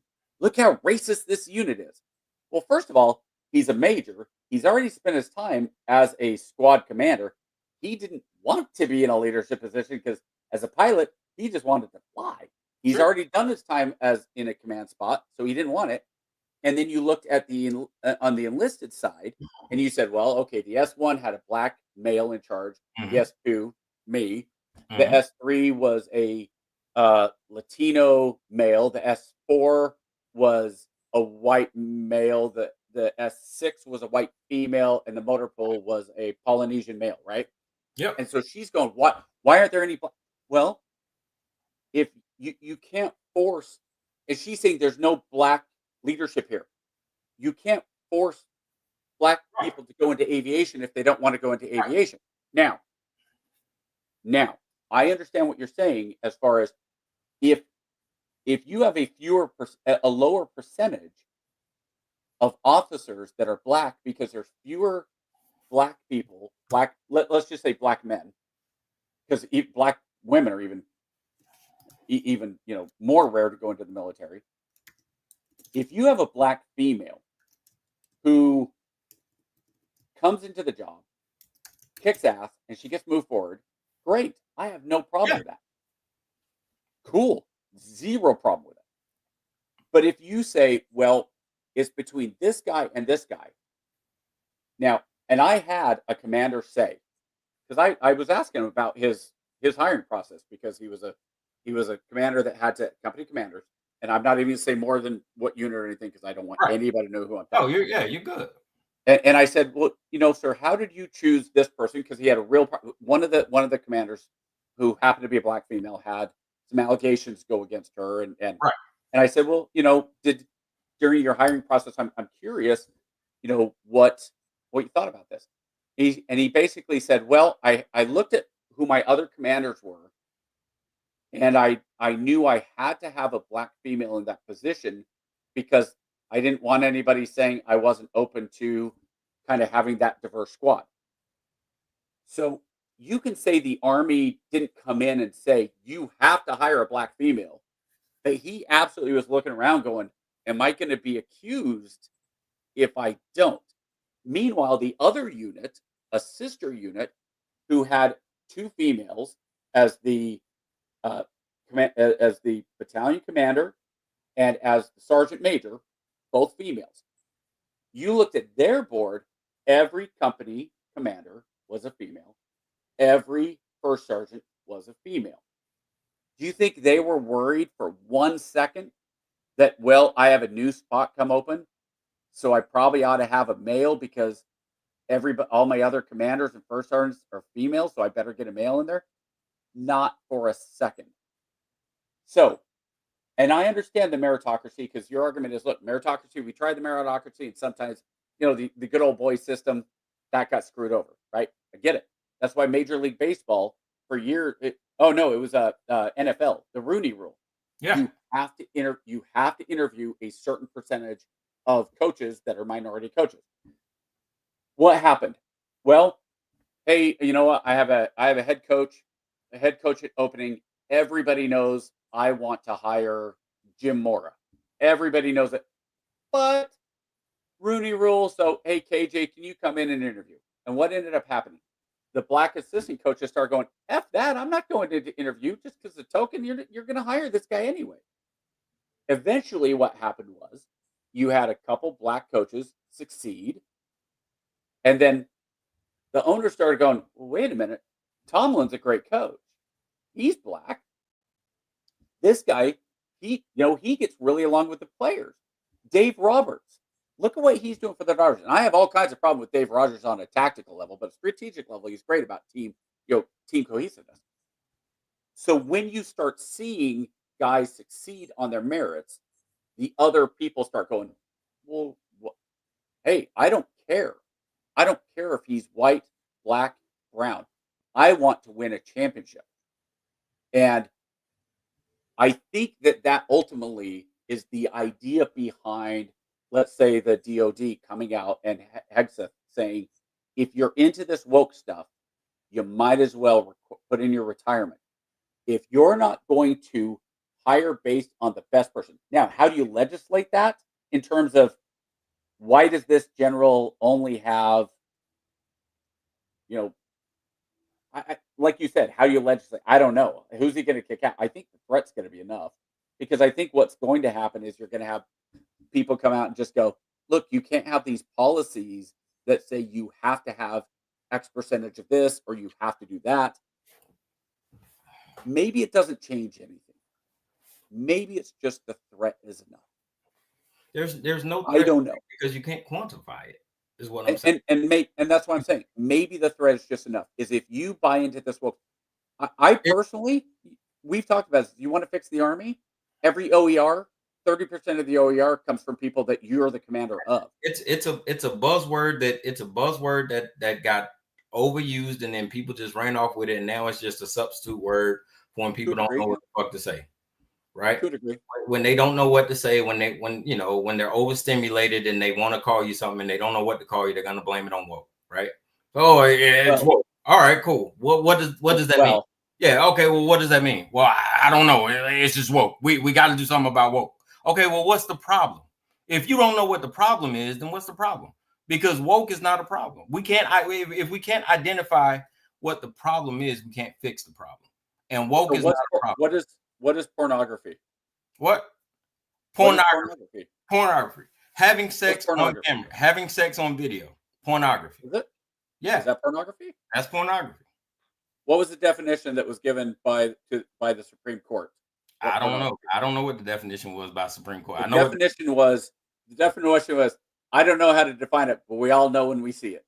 Who told you that? What? No, that is a famous quote about pornography in the 19 it was like the just one of the famous justices. Sound like something Clarence Thomas would say. No, this is like from the 30s.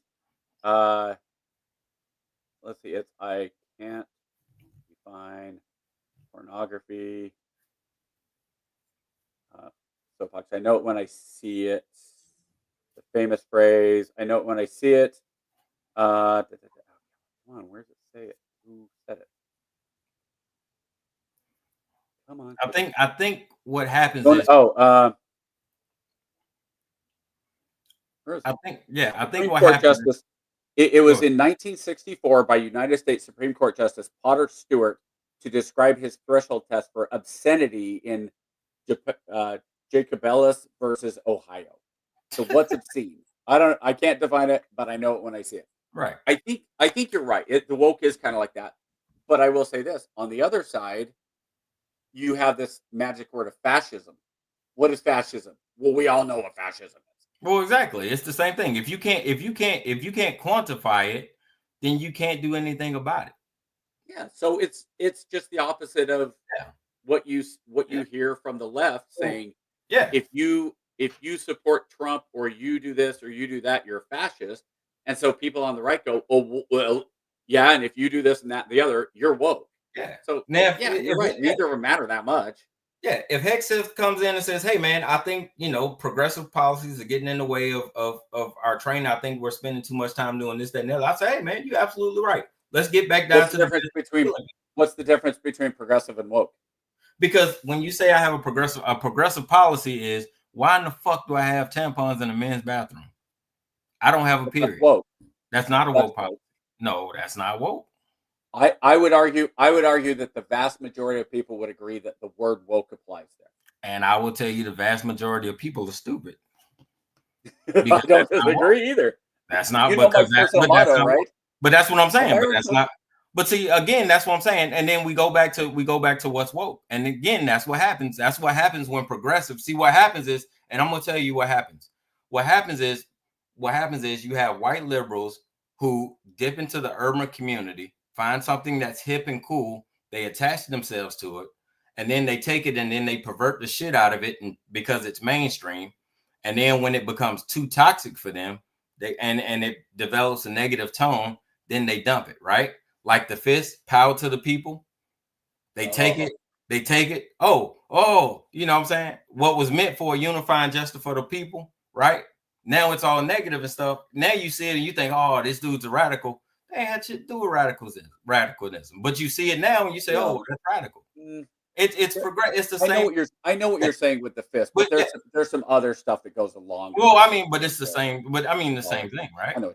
Yeah, but it's the same concept in general, right? So when you see woke, what happened was the history of stay woke. The history of stay woke, brother, was, hey, don't let the negative power. It started in the civil rights era, right? Don't let the system oppress you. Don't let it get you down. Don't let it be depressed. Stay attuned to your spiritual self. Keep your spirits up. That's what being woke is all about, right? So what the progressive system has done is they perverted it to something where it's like, oh, well, now we got to, it's all rainbow coalition and, we got to do this. That ain't got shit to do with being woke. Those are progressive policies. So which is it then? Let me ask you that then. Is woke what it was in the 60s? And I know it's a trick question. Is woke what it was in the 60s or is woke what it is now? It depends on who you ask. If you ask me, it's what it's always been. But again, who are you asking? I think it's been perverted though. Now, most people would, and it's with everything else, right? Because when you hear it, you don't think of what it's intended to be, right? You think of the perversion, right? The first thing you think of is the negative connotations that come along with it, which is bullshit. It's the leftist progressive policy. Exactly, and that's what I'm saying. But words change. So think about it like this. Right now, you can't say the word call somebody retarded without getting a gasp, right? How dare you use that word? You and I growing up, gay is even a better one. Oh, that is so gay. Like South Park made fun of that. That is so gay. And this freak out about gay is like, gay doesn't have anything to do with being homosexual. When we were growing up saying that's gay, like that, it didn't have anything to do with sexuality. It had to be with that's gay, man. It's stupid. Why are you doing that? That's it. So words and the meanings evolve over time.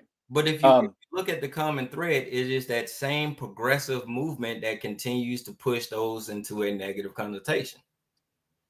But I don't think that's even true. But I'm saying, you know that Lincoln was a progressive. He was for the time, sure. Lincoln might have been the most progressive, probably was the most progressive in the history of America. For the time, sure. But he wasn't a leftist, and Right. and that's where also the progressive and the left has kind of been intermixed Well, that too. Yeah. by their own choice, though. Right. Like, you don't have progressives anymore say, well, yes, I'm progressive, I'm not a leftist. Right. What you hear now is, I'm a traditional liberal, because liberal became synonymous with leftist. Right. And then the progressives pushed that and said, no, I'm not a liberal. That's a bad word. I'm progressive. So all they did is they moved it and it kept going further left. So I think that when you have, let's get back to Hegseth real quick. I think that Hegseth, we've heard clips being shown of him in the most negative light, the low hanging fruit. Well, if he says that women can't be in combat, then let's throw that out there. So people are going to get pissed off that he's misogynistic, right? Or whatever. Meanwhile, he was on that podcast that I was listening to, and he was saying, you said that about the auto. I heard that from him 2 days ago. Was I was driving to Atlanta and listening to this, and he was like, the Pentagon has never passed an audit. That's insane. Like this most recent one, that's hundreds of billions of dollars. We have to fix this. We have to. This cannot be the norm. So you didn't read that, and I don't blame you, because we can't read everything. We don't see it. But I mean, that's not something that. That's not what he's putting out. So, well, hold on. It's not just what he's. So we've talked about this in the past. Who controls the messaging, right? So the big one right now is he's got a known white supremacist tattoo, right? And yet, that's not a well-known it's a well-known Christian tattoo that apparently lots of people get when they go to Jerusalem, because it has something, and you could say it has to do with the Crusades, which makes it racist against Muslims. It has to do with your support of your Christian faith. Well, okay, so if you say he should never have that tattoo is wrong, are you anti-Christian?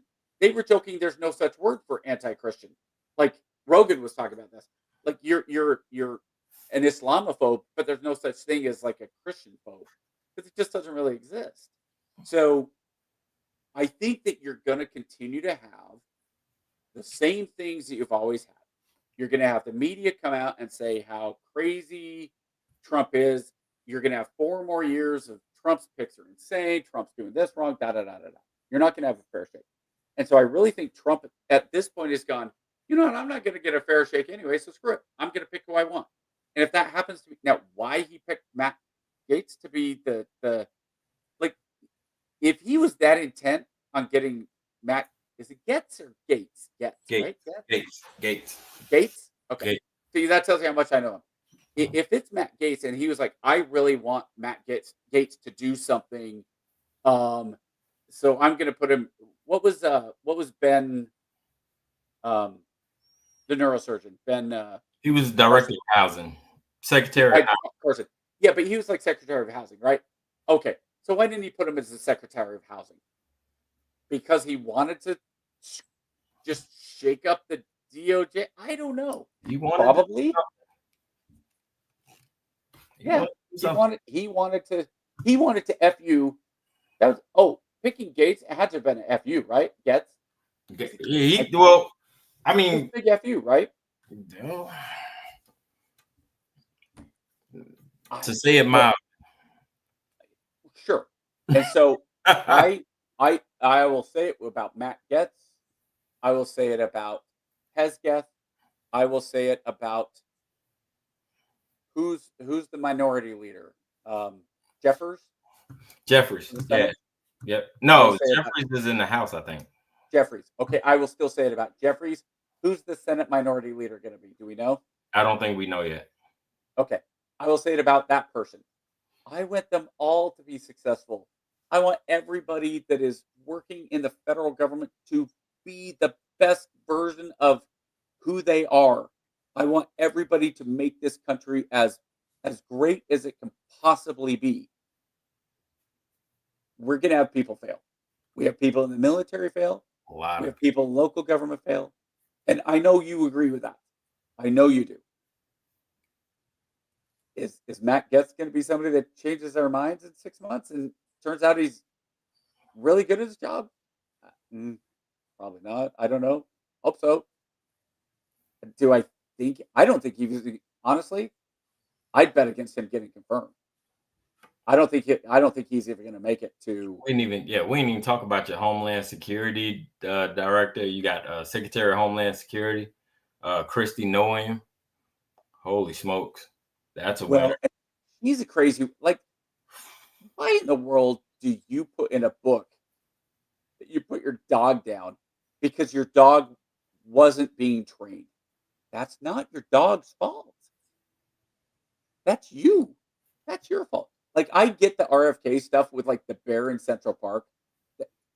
What he leaves out, and this is left out of the story. But see, there was alcohol flowing. But see, you keep forgetting. I was a Kennedy guy. Kennedy was my choice for president. Like, I'm not anti-Kennedy. Yeah. I'm just anti-Kennedy for health because I know Kennedy's crazy as shit sometimes, and I don't think that when he goes on a bender, I don't think I want that crazy. That type of crazy. Okay, let me ask you this about Kennedy then. Let me ask you specifically about Kennedy, and then I think we need to wrap it up. But let me ask you this about Kennedy. Kennedy on a 1 to 10, and I'm going to mix this together. Intelligence, wisdom, all of it. 1 being a complete doofus. 10 being super smart in every possible way, super genius. He's going to be the best at whatever he does. Where's Kennedy on that scale? 8, 7, 8. Easy. So do you think, if Kennedy comes up with something that he wants to do that is not a good idea, but he thinks it's a good idea, but when you start getting down into the weeds and the nuts and bolts and how it'll work and do you think he's smart enough to listen to people that are more expert than he is in that subject? Kennedy is in the wrong department. Doesn't matter. We're not talking about that. Do you think he is smart enough, 8 out of 10, to listen to the people that are going to be working with him and for him, to listen to them, especially when they have expertise that he doesn't have? Not in Health and Human Services. Because what he wants to do is too radical and it's too entwined with the pockets of the people. What's the craziest thing in your opinion? And I don't know enough. Give me just give me something super crazy. Whatever. For Kennedy? Kennedy? Yeah. The first thing he's talking about, like Twitcher said, the first thing he was talking about, we got to get sugar out of our diets of the American. So he comes out and he says to the health department, I want to do everything we can to work with the legislature to ban sugar. I want every study that has been done on sugar. I want a positive corollary, proven or disproven, that sugar leads to obesity. I assume you guys could figure that out because there is a correlation, or it shouldn't be that hard. I'm sure there's studies. I want you to go dig up every study that has been buried over the past 50 years, since instead of sugar, there's fat. And I want you guys to write up a proposal because, again, I think what Supreme Court did, the Supreme Court basically came out with one of their recent rulings that said these departments, they can't just lay down the law. It still has to go through the legislature, right? With the COVID shot, some of those things. So the Supreme Court did the right thing and said, you're an administrator. You don't get to make law.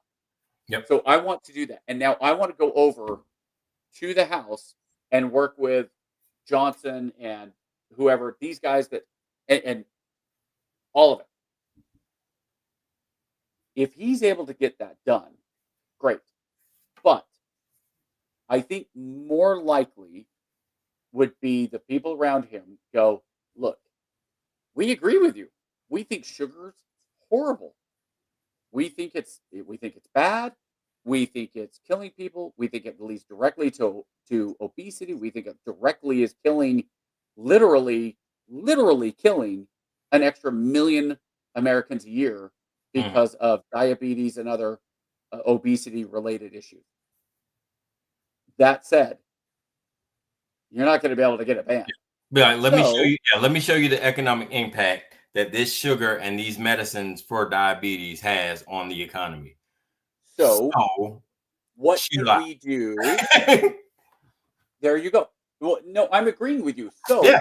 is he going to listen to those people and say, instead of coming out and saying, I want sugar banned, that we are able to do something a little more,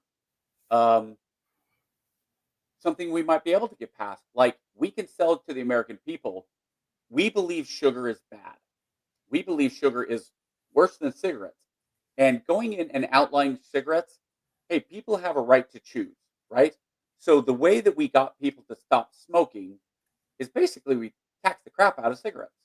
It used to you used to be able to go buy a pack of cigarettes for the equivalent of about $2.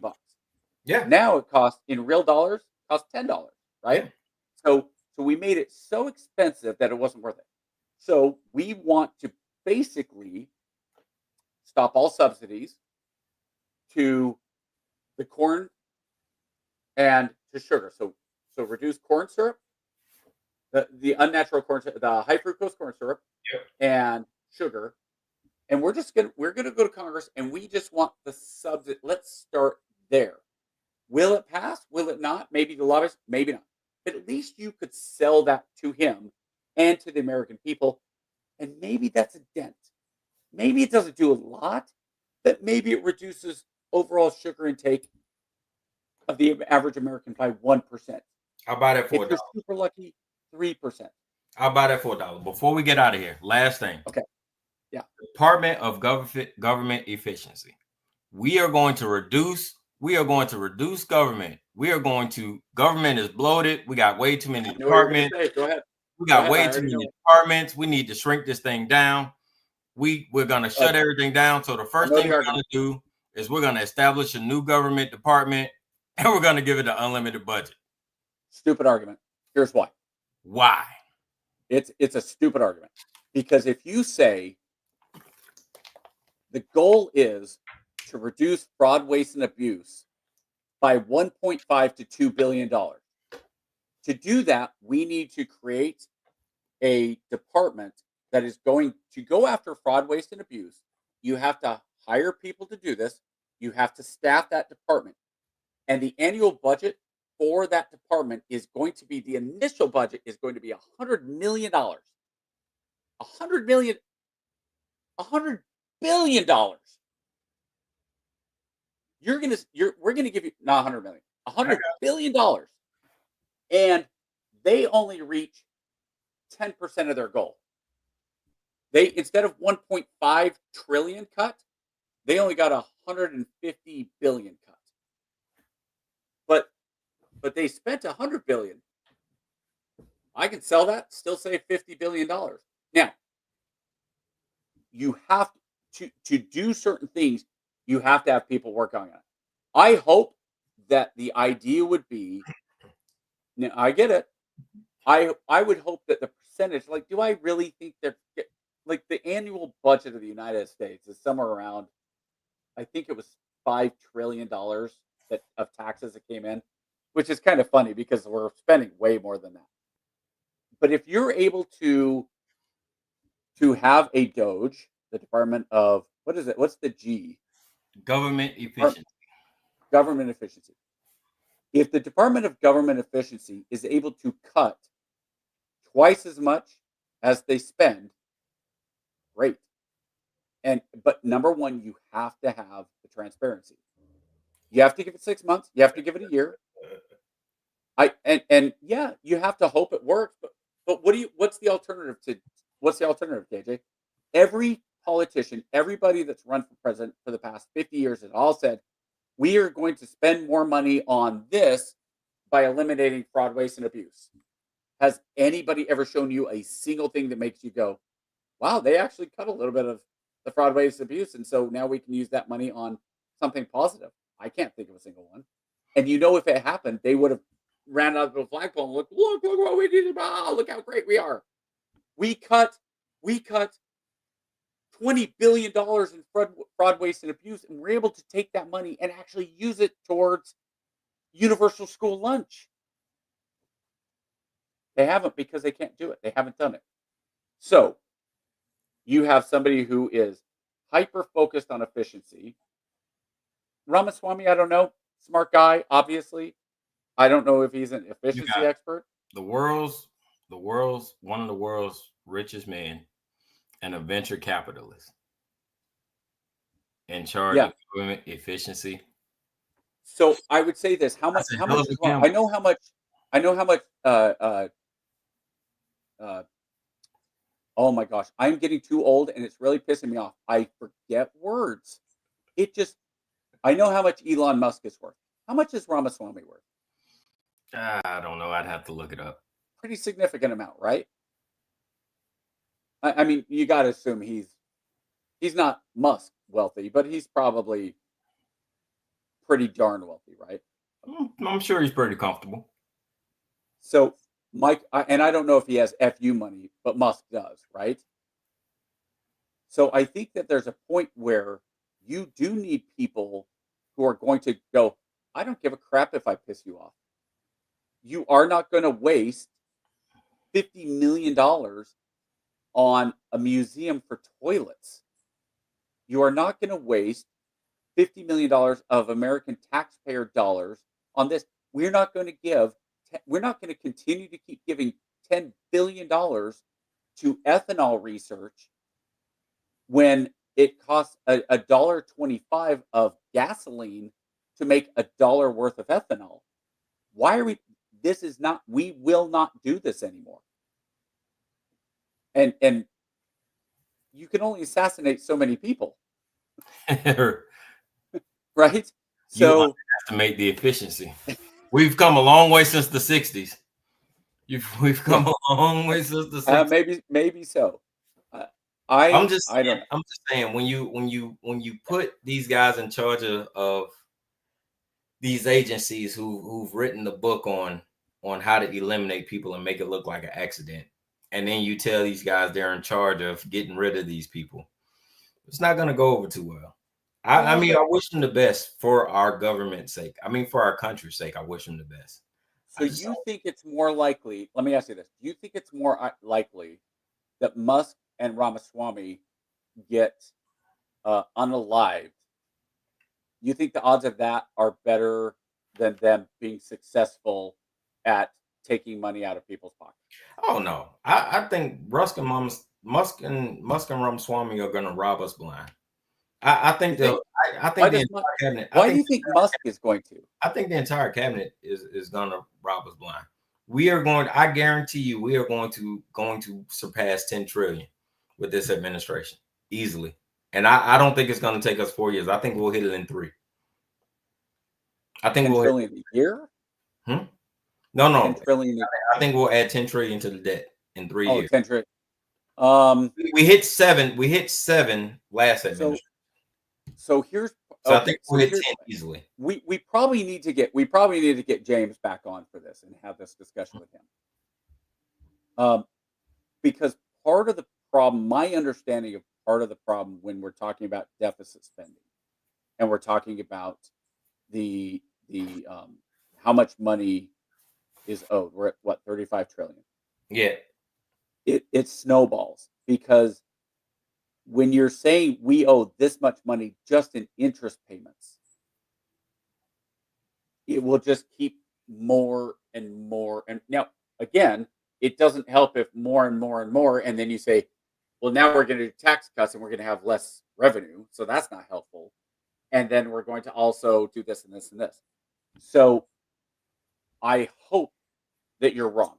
I hope that what happens is the Lafner curve. And there's lots of people say the Lafner, I think it's Lafner curve is BS. And I know there's lots of economists who say, no, it's great. Oh, yeah. I mean, economists are, you ask 10 economists like the tax guys. You ask 10 economists, you're going to get 10 different opinions. I mean, I hope, and you have people right now, you have some people that say Trump might be onto something with these tariffs. And you have other people say the only thing tariffs are going to do is make everything you buy cost more. It's like shutting the border. If you shut the border, it's going to make strawberries cost more because there's nobody there to pick them, or avocados, or whatever it is.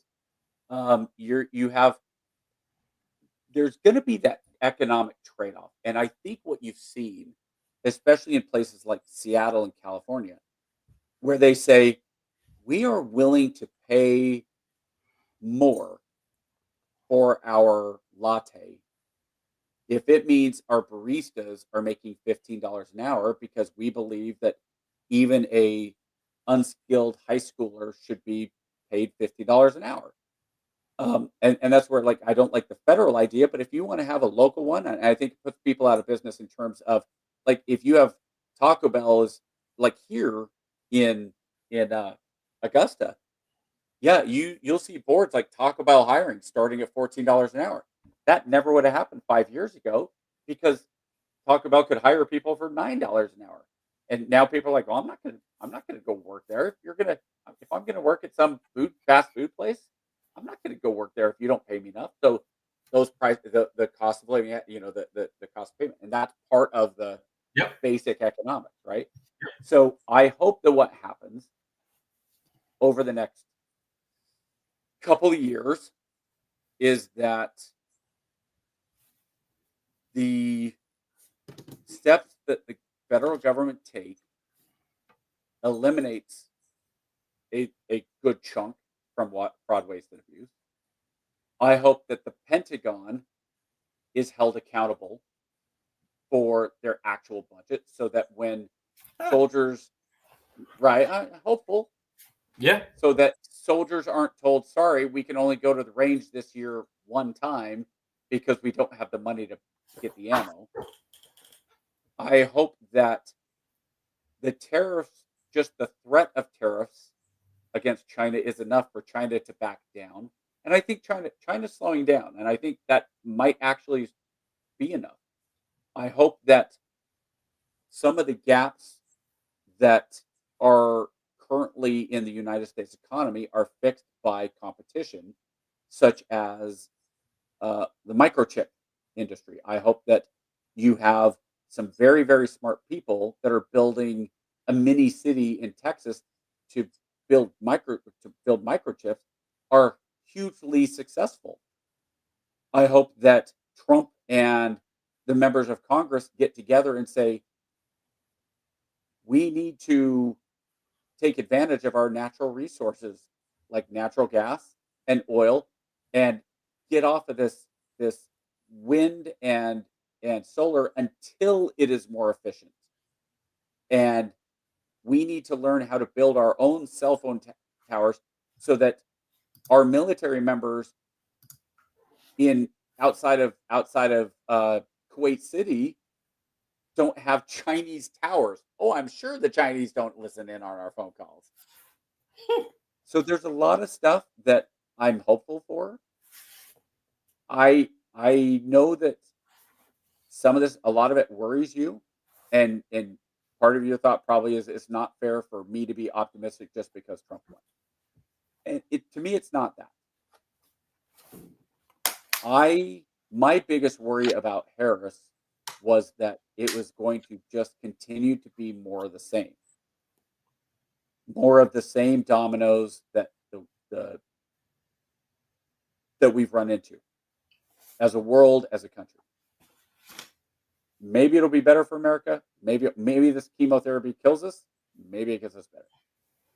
We didn't even talk about what's going on in the middle in we did not. Ukraine. Holy smokes, we did not. Yeah, maybe next week. Let's see what happens this week. Like, if we want to talk about Ukraine next week, we haven't talked. Israel's fallen off of the newspaper, right? There's still several dozens of hostages that are still being held by Hamas, including American citizens. I hope Trump's hubris is right. I hope that he's able to come in and get the hostage. Reagan. I hope he's a Reagan 2.0 when it comes to that. Reagan. Yeah. And I think it's more likely than if Harris had been in. And you can we'll never know. Yep. We won't know until after he's out, but we'll know. We'll know if he No, pulled. what I mean is What I mean is we won't know if Harris would have been able to. Oh yeah. Quickly. That's the only thing I mean. Yeah. Like the idea that Trump, like if Trump first day in the White House, if his first call is to Putin and he says, "Yo, Vlad, dude, what are you doing? 2 years you've been fighting in Ukraine. Let's sit down. Let's look at the map. Let's figure out. Let's get Zelensky in here. Let's you, me, and him. Why don't we all meet in Stockholm? Sit down and let's figure out what'll work for everybody." You'll have the left scream bloody murder. But at the same time, isn't that the point? Isn't that what Churchill would have done? Yep. Meet me at Starbucks. I'm on the way. Yeah. Oh, I thought you said, "Let me ask you a question." No, I said meet me at Starbucks. That's what he's gonna tell him. I hope so. So I we'll see. But nothing's gonna happen until January 20th, and that's when we're gonna have Allie on. I told her let's wait until let's wait until the inauguration. Let's give her victory lap. Yeah, man.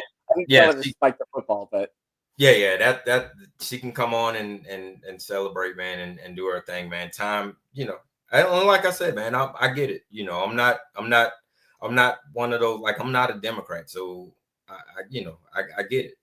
You guys won. You got the Senate, the House. You got the Senate, the House, the POTUS, and the SCOTUS. Like, the only downside to that is it can go one or two ways. Your policy is either going to be proved, I told you so, this is the way to go, or after 4 years, you're going to be like, all right, so 2 years. 2 well, years. Well, two. Yeah. 2. Yeah. 2. So Do you think with that,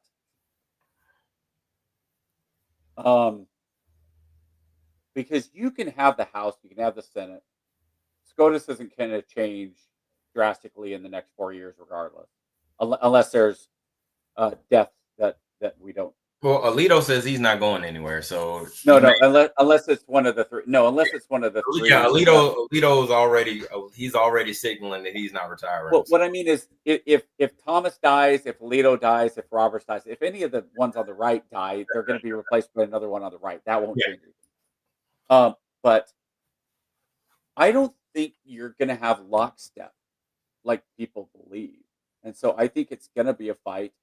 Even for the Republicans, I think Democrats, as much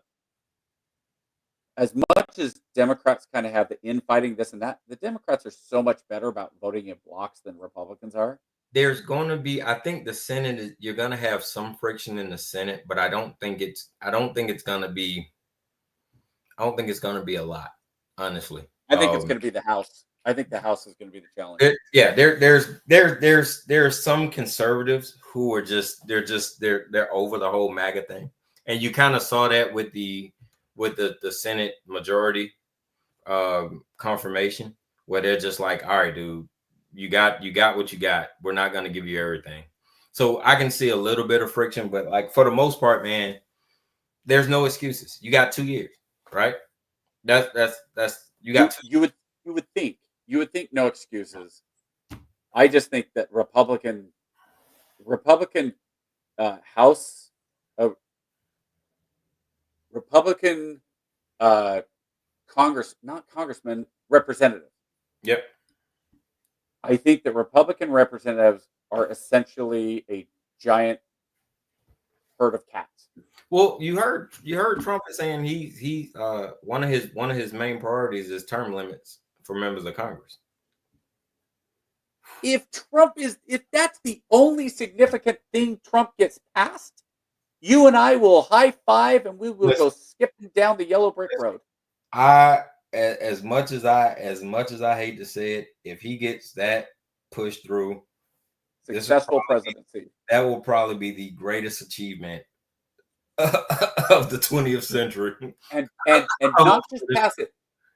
Not just pass it, yeah, but have a constitutional convention. That's what it needs to be. I hate to say it. If he could get that pushed through, that would be the greatest achievement of any POTUS of the last century. If I want this to happen, and I know you will commit to this, if Trump, and I don't know if he will, but if he does, KJ for an entire episode he's going to buy a MAGA hat and he's Hell going yeah. to wear it. And he's going to get a shirt that says, Trump is the greatest. I'll make you the t-shirt. I would wear a MAGA jumpsuit and I will wear it for 24 hours. I will go out and wear it for 24 hours and video it. If he was to get that through, I'm telling you, if he was to get that through, I'm telling you, that will be. If you get 2 outfits made, we will meet in Colombia and we will go out together. We will start up by Walmart on Forest, and we will walk all the way down and walk back. I will hire a crew to video us, and we will document. I'm telling you. Oh, absolutely. We'll figure out where. Yeah. We will go on a corner somewhere in Colombia, and for an hour, we will just stand in our jumpsuits that said, and with a sign that said, Trump is the greatest ever, and the other would say he got term limits passed. That's it. We will. I'm there. That's it. There. Because I'm telling you, there is no way. I mean, no way. If he and he said he is the only he said that is the one thing he is dead set about. Because he's tired of people going in there and getting rich. If anybody can do it, it is Trump. That is enough chaos. That is enough chaos. He's the one, excuse my language, he's the one MFer crazy enough to do it. I'm cool. If he does that, I don't care if he robs this son of a bitch blind. Hey man, take as many as you want. Take as much money as you want, brother. You got it. I'm cool with it. Because we'll fix it after that. Yeah. Money can be replaced. Yeah. That's the thing. Money can be replaced. Yep. Because the Republic needs resetting anyway. And if you're gonna do that, you've done everything we need to do to reset the Republic. The rest of that stuff we can fix. Yeah. I agree. And I hope that it's done. If it gets done, it's done in the way that it will not be undone. Yeah. Because laws can be unchanged, right? Yep. But if he can somehow convince all the governors, I think it has to be 2/3 of the governors, to send delegates for a constitutional convention. I don't know how many Republicans govern. I know it's significant. Yep. If he can get that done, and while they're at it, please not just term limits. Please have a 20, whatever number we're at then. If the 28th Amendment is term limits, please let the 29th be Congress shall pass no law from which they themselves are exempt. I don't want a federal abortion ban. I am anti-abortion, but there's too many problems with that. Okay. I'm cool. As a religious person, I just think there's too many problems with that. I want Congress to be held to the laws that everybody else is held to. I want term limits. And if you're going to give me a third constitutional amendment, it's a balanced budget amendment. I can compromise. Give me those three. I can compromise on that. We can shake on law. that. We can shake on that. I'm all right with that. See, and that's how governments work. And that's why we want to save the world. And if people would just listen to us, we're done. We want to save the world.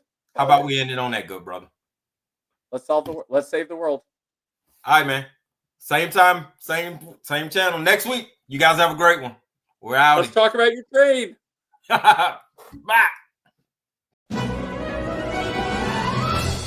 Gee, Ray, what do you want to do tonight? The same thing we do every night, Pinky. Try to take over the world. All right, yo, let's get into it. Try to take over the world. Try to take over the world. And greatest chaplain in the world, Mr. Lance Try to O'Neill. take over the world.